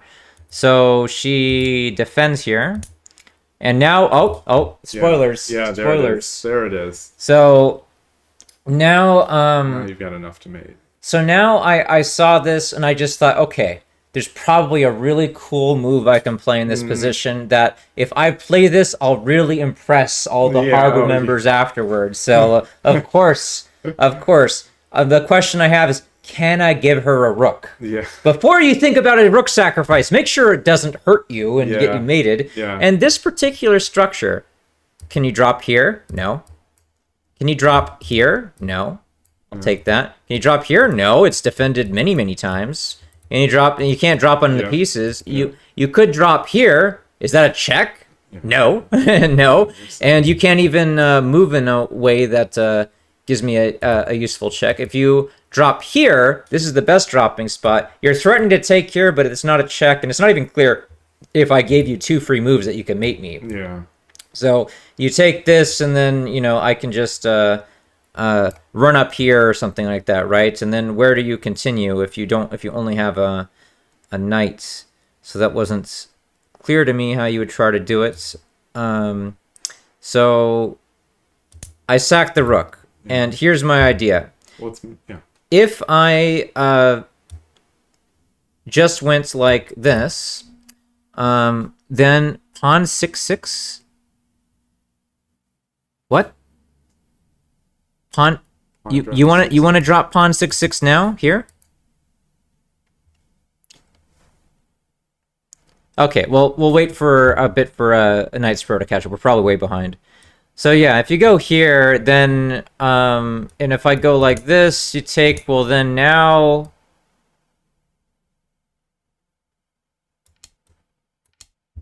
She's escaping. She's escaping, right? Like, if you just do this, now this silver's here, and then, like, this piece is over here. She's escaping up. I've got no pieces in hand. And so this is the ultimate bad scenario. You don't want that to happen, right? So, but if I sack it first, take it, and now if I'm not being mated, I can potentially make a free move. But anyways, so one of the things that I can do is that I can, so I went here, but if I go here, she goes like this, and now this is the same issue as before, where if I go like this, then, like I said, it's still like going to be potential escape. Maybe I also could have done this immediately. Then she can drop the rook. That's not an immediate threat. But yeah, if she drops the rook, if she drops the rook here, then yeah. But also keep in mind, since I moved the bishop, I don't have anything guarding on this side. So I mean, if she dropped a rook here, is this actually threatening anything scary? I mean, if I go like this, then what is your idea? You're gonna... Okay, well, then... Yeah, so none of these are checks, and I'm threatening mate in one move. Mate in one move, and you don't have any pieces to drop, so that's not ideal. Not ideal. So you're thinking maybe you could go back here and try to defend this way? Maybe even dropping it in the second rank. I'm just thinking of ways to extend the game. Oh, okay. To make it not a from bishop Natsume. From bishop 5-3, king 4-1, maybe silver 3-1 threat mate. You're getting ahead of me. You're getting ahead of me. So silver 3-1. So this is actually was more in line with my plan. You can make a threat mate like this, and then I was thinking she could do something like this. And then now, what is your plan? What is your plan? You're asking Knight Sparrow? Yeah, I'm asking Knight Sparrow. Yeah, so this is why I didn't like these. So then I thought of a way that I could play this cooler. So this doesn't look like it's a good move, potentially, but it leaves this here and guards here. And now if she has to go directly back, going over here is just an immediate mate, right? So I'll just to show it for any beginners that happen to be watching, I guess. Yeah, so, I mean, checkmate there, and then if I go over here, you know, this is an easier checkmate like this. So, the only move to play is obviously here, as played in the game. And then I drop a pawn here. I drop this pawn here. Because what I'm calculating is that she doesn't have a mate. You don't have enough pieces. Dropping a rook here is not going to help you. So I'm threatening to take here, and once I take here, now the king can't escape. So she has pretty much no choice. She has to take. Okay, right? And now,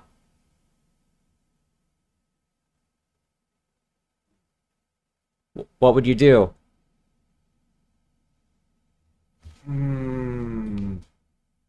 Probably. I mean, you make another threat mate by sliding it over. I think. Yeah, that's what I did. That's what I did. So now that I'm slid over, well, now if so now my threat is, so if you try to drop a rook now, now you're gonna get mated. That's a threat mate. There was a line that I was worried about potentially. Well, what if she does this? Is kind of what I was thinking. Yeah. Then I've got what was I thinking? Because now here, and then it doesn't look as good. So I think probably we would go here. She's got to go like this, and then. Oh, do I have something spicy? Yeah, maybe just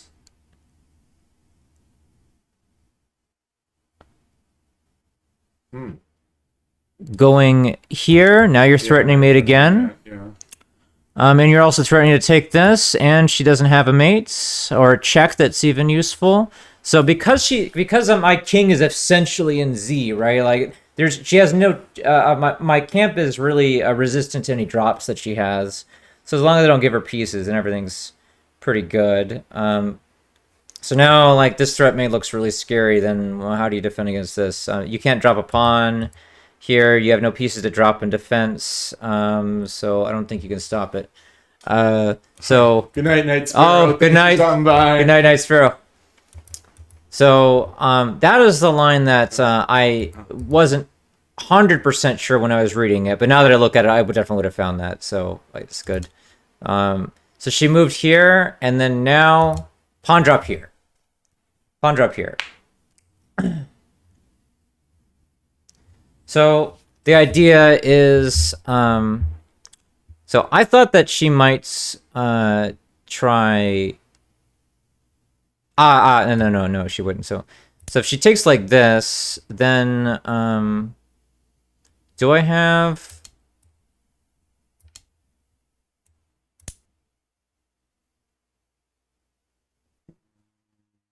Yeah, how do you defend this? Yeah. It's like, just, yeah. like you have to do something like this, I guess is. It's not a move you want to make. Like this is like definitely yeah. It lives a little longer. Yeah. So this is instead of dealing with this sort of line, which is of course like absurdly horrible. Like this is not something that you would want to play. So now like she only has a silver in hand. She's clearly going to lose. So she didn't play this. So she actually just was very, very nice, and she played out a simpler mating line to end it sooner because the other two games had ended. So she gave me a chance to mess up, I guess. So after I dropped here, she drops here as a counterattack. So now if I take here, I guess a little bit of a test. Now, hey, maybe maybe there's hope. Yeah.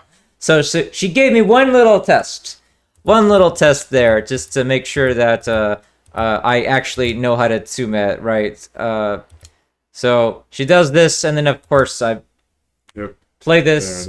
Only move. You take this. You don't take with the pawn. You have to take like this. So now the rook can't take. She's got to move back, and then There I it is. dropped the gold, and she said makamashita. Oh, nice. And when the move that really made me proud was when I did this. She said sasuga, like I heard her. I heard her. I think I heard her say that. I wonder if that was at that moment because I heard her from. I heard her from the other room, like Sasuga, and it's like that. That's what she says in Shogi Wars. whoa. So that's Sasuga. Okay, yeah. So you heard her say. I think Sasuga, yeah. the timing seems like it would have been that Yeah, time. she said that she really loved. Well, I mean, obviously she loved the rook move, but then Yeah. she said the follow up was really good. She loved the pawn drop here and then pawn drop here. Like said the pawn moves were really good. Yeah. And that I was really strong in endgame, which means that was That's really. nice. And she said, and I said that in my broken Japanese that I don't study handicap joseki, and that I only do Riki-sen over this, and she was like, Riki-sen dake, like so it's like, so she had said that if I studied the and the handicap joseki for 2-piece handicap, then I could fight on even terms with her with 2-piece, and that I should do that. So I'm like, oh, okay, great. And actually, Riko and the other person that she was playing both did 2-piece handicap. Yeah. And so Riko did win with 2-piece handicap against Yamaguchi sensei, but I chose the 4-piece, and now after playing that, I'm like, okay, yeah, maybe that was actually. I just didn't have enough confidence in myself. Has he studied it? Has he studied anything? Riko has studied handicap joseki, but when they tried playing the handicap joseki, the pros know it super well, okay. and then they end up losing. And then when you play the joseki, they can replay the entire game from memory. So if you play non-joseki stuff, then they won't remember anything, and they'll have to get to think, and it'll get crazy. So that's awesome. when Riko played the non-handicap joseki, that's when they won. So all greats. So I'm happy that I was able to do that, and that's like that's a life memory. yeah, and that the shogi pros think that I'm pretty good at endgame, so that's like it's a good compliment. Yeah. It's a good compliment. Which was more rewarding, this one or the first win?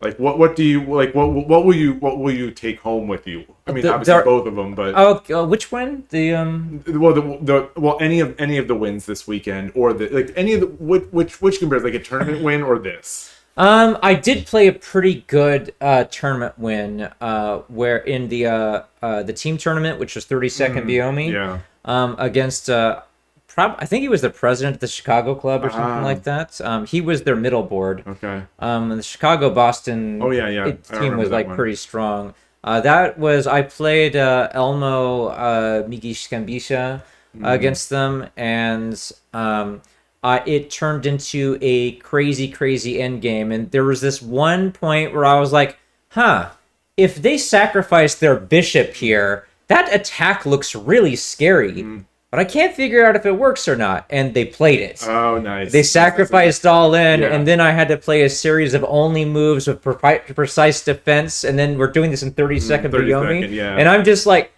I don't know if I'm just like doing a good job or if I was just like really lucky, but I was like finding like good defensive drops that also attacked, and I had a dragon sacrifice for their knight at one point to go after their king. That time control was good. It got at least it got good. Like, I think it motivates good play. I don't know. Yeah, and he said something like, just like, I wish we had more than 30 seconds in this position because it was so complicated. And in the end, they lost on time because they ran out of moves. They ran out of moves, and they didn't know how to prevent my my counterattack that was going to come and mate them. So they just made it drop at last second, but it was like essentially resigning.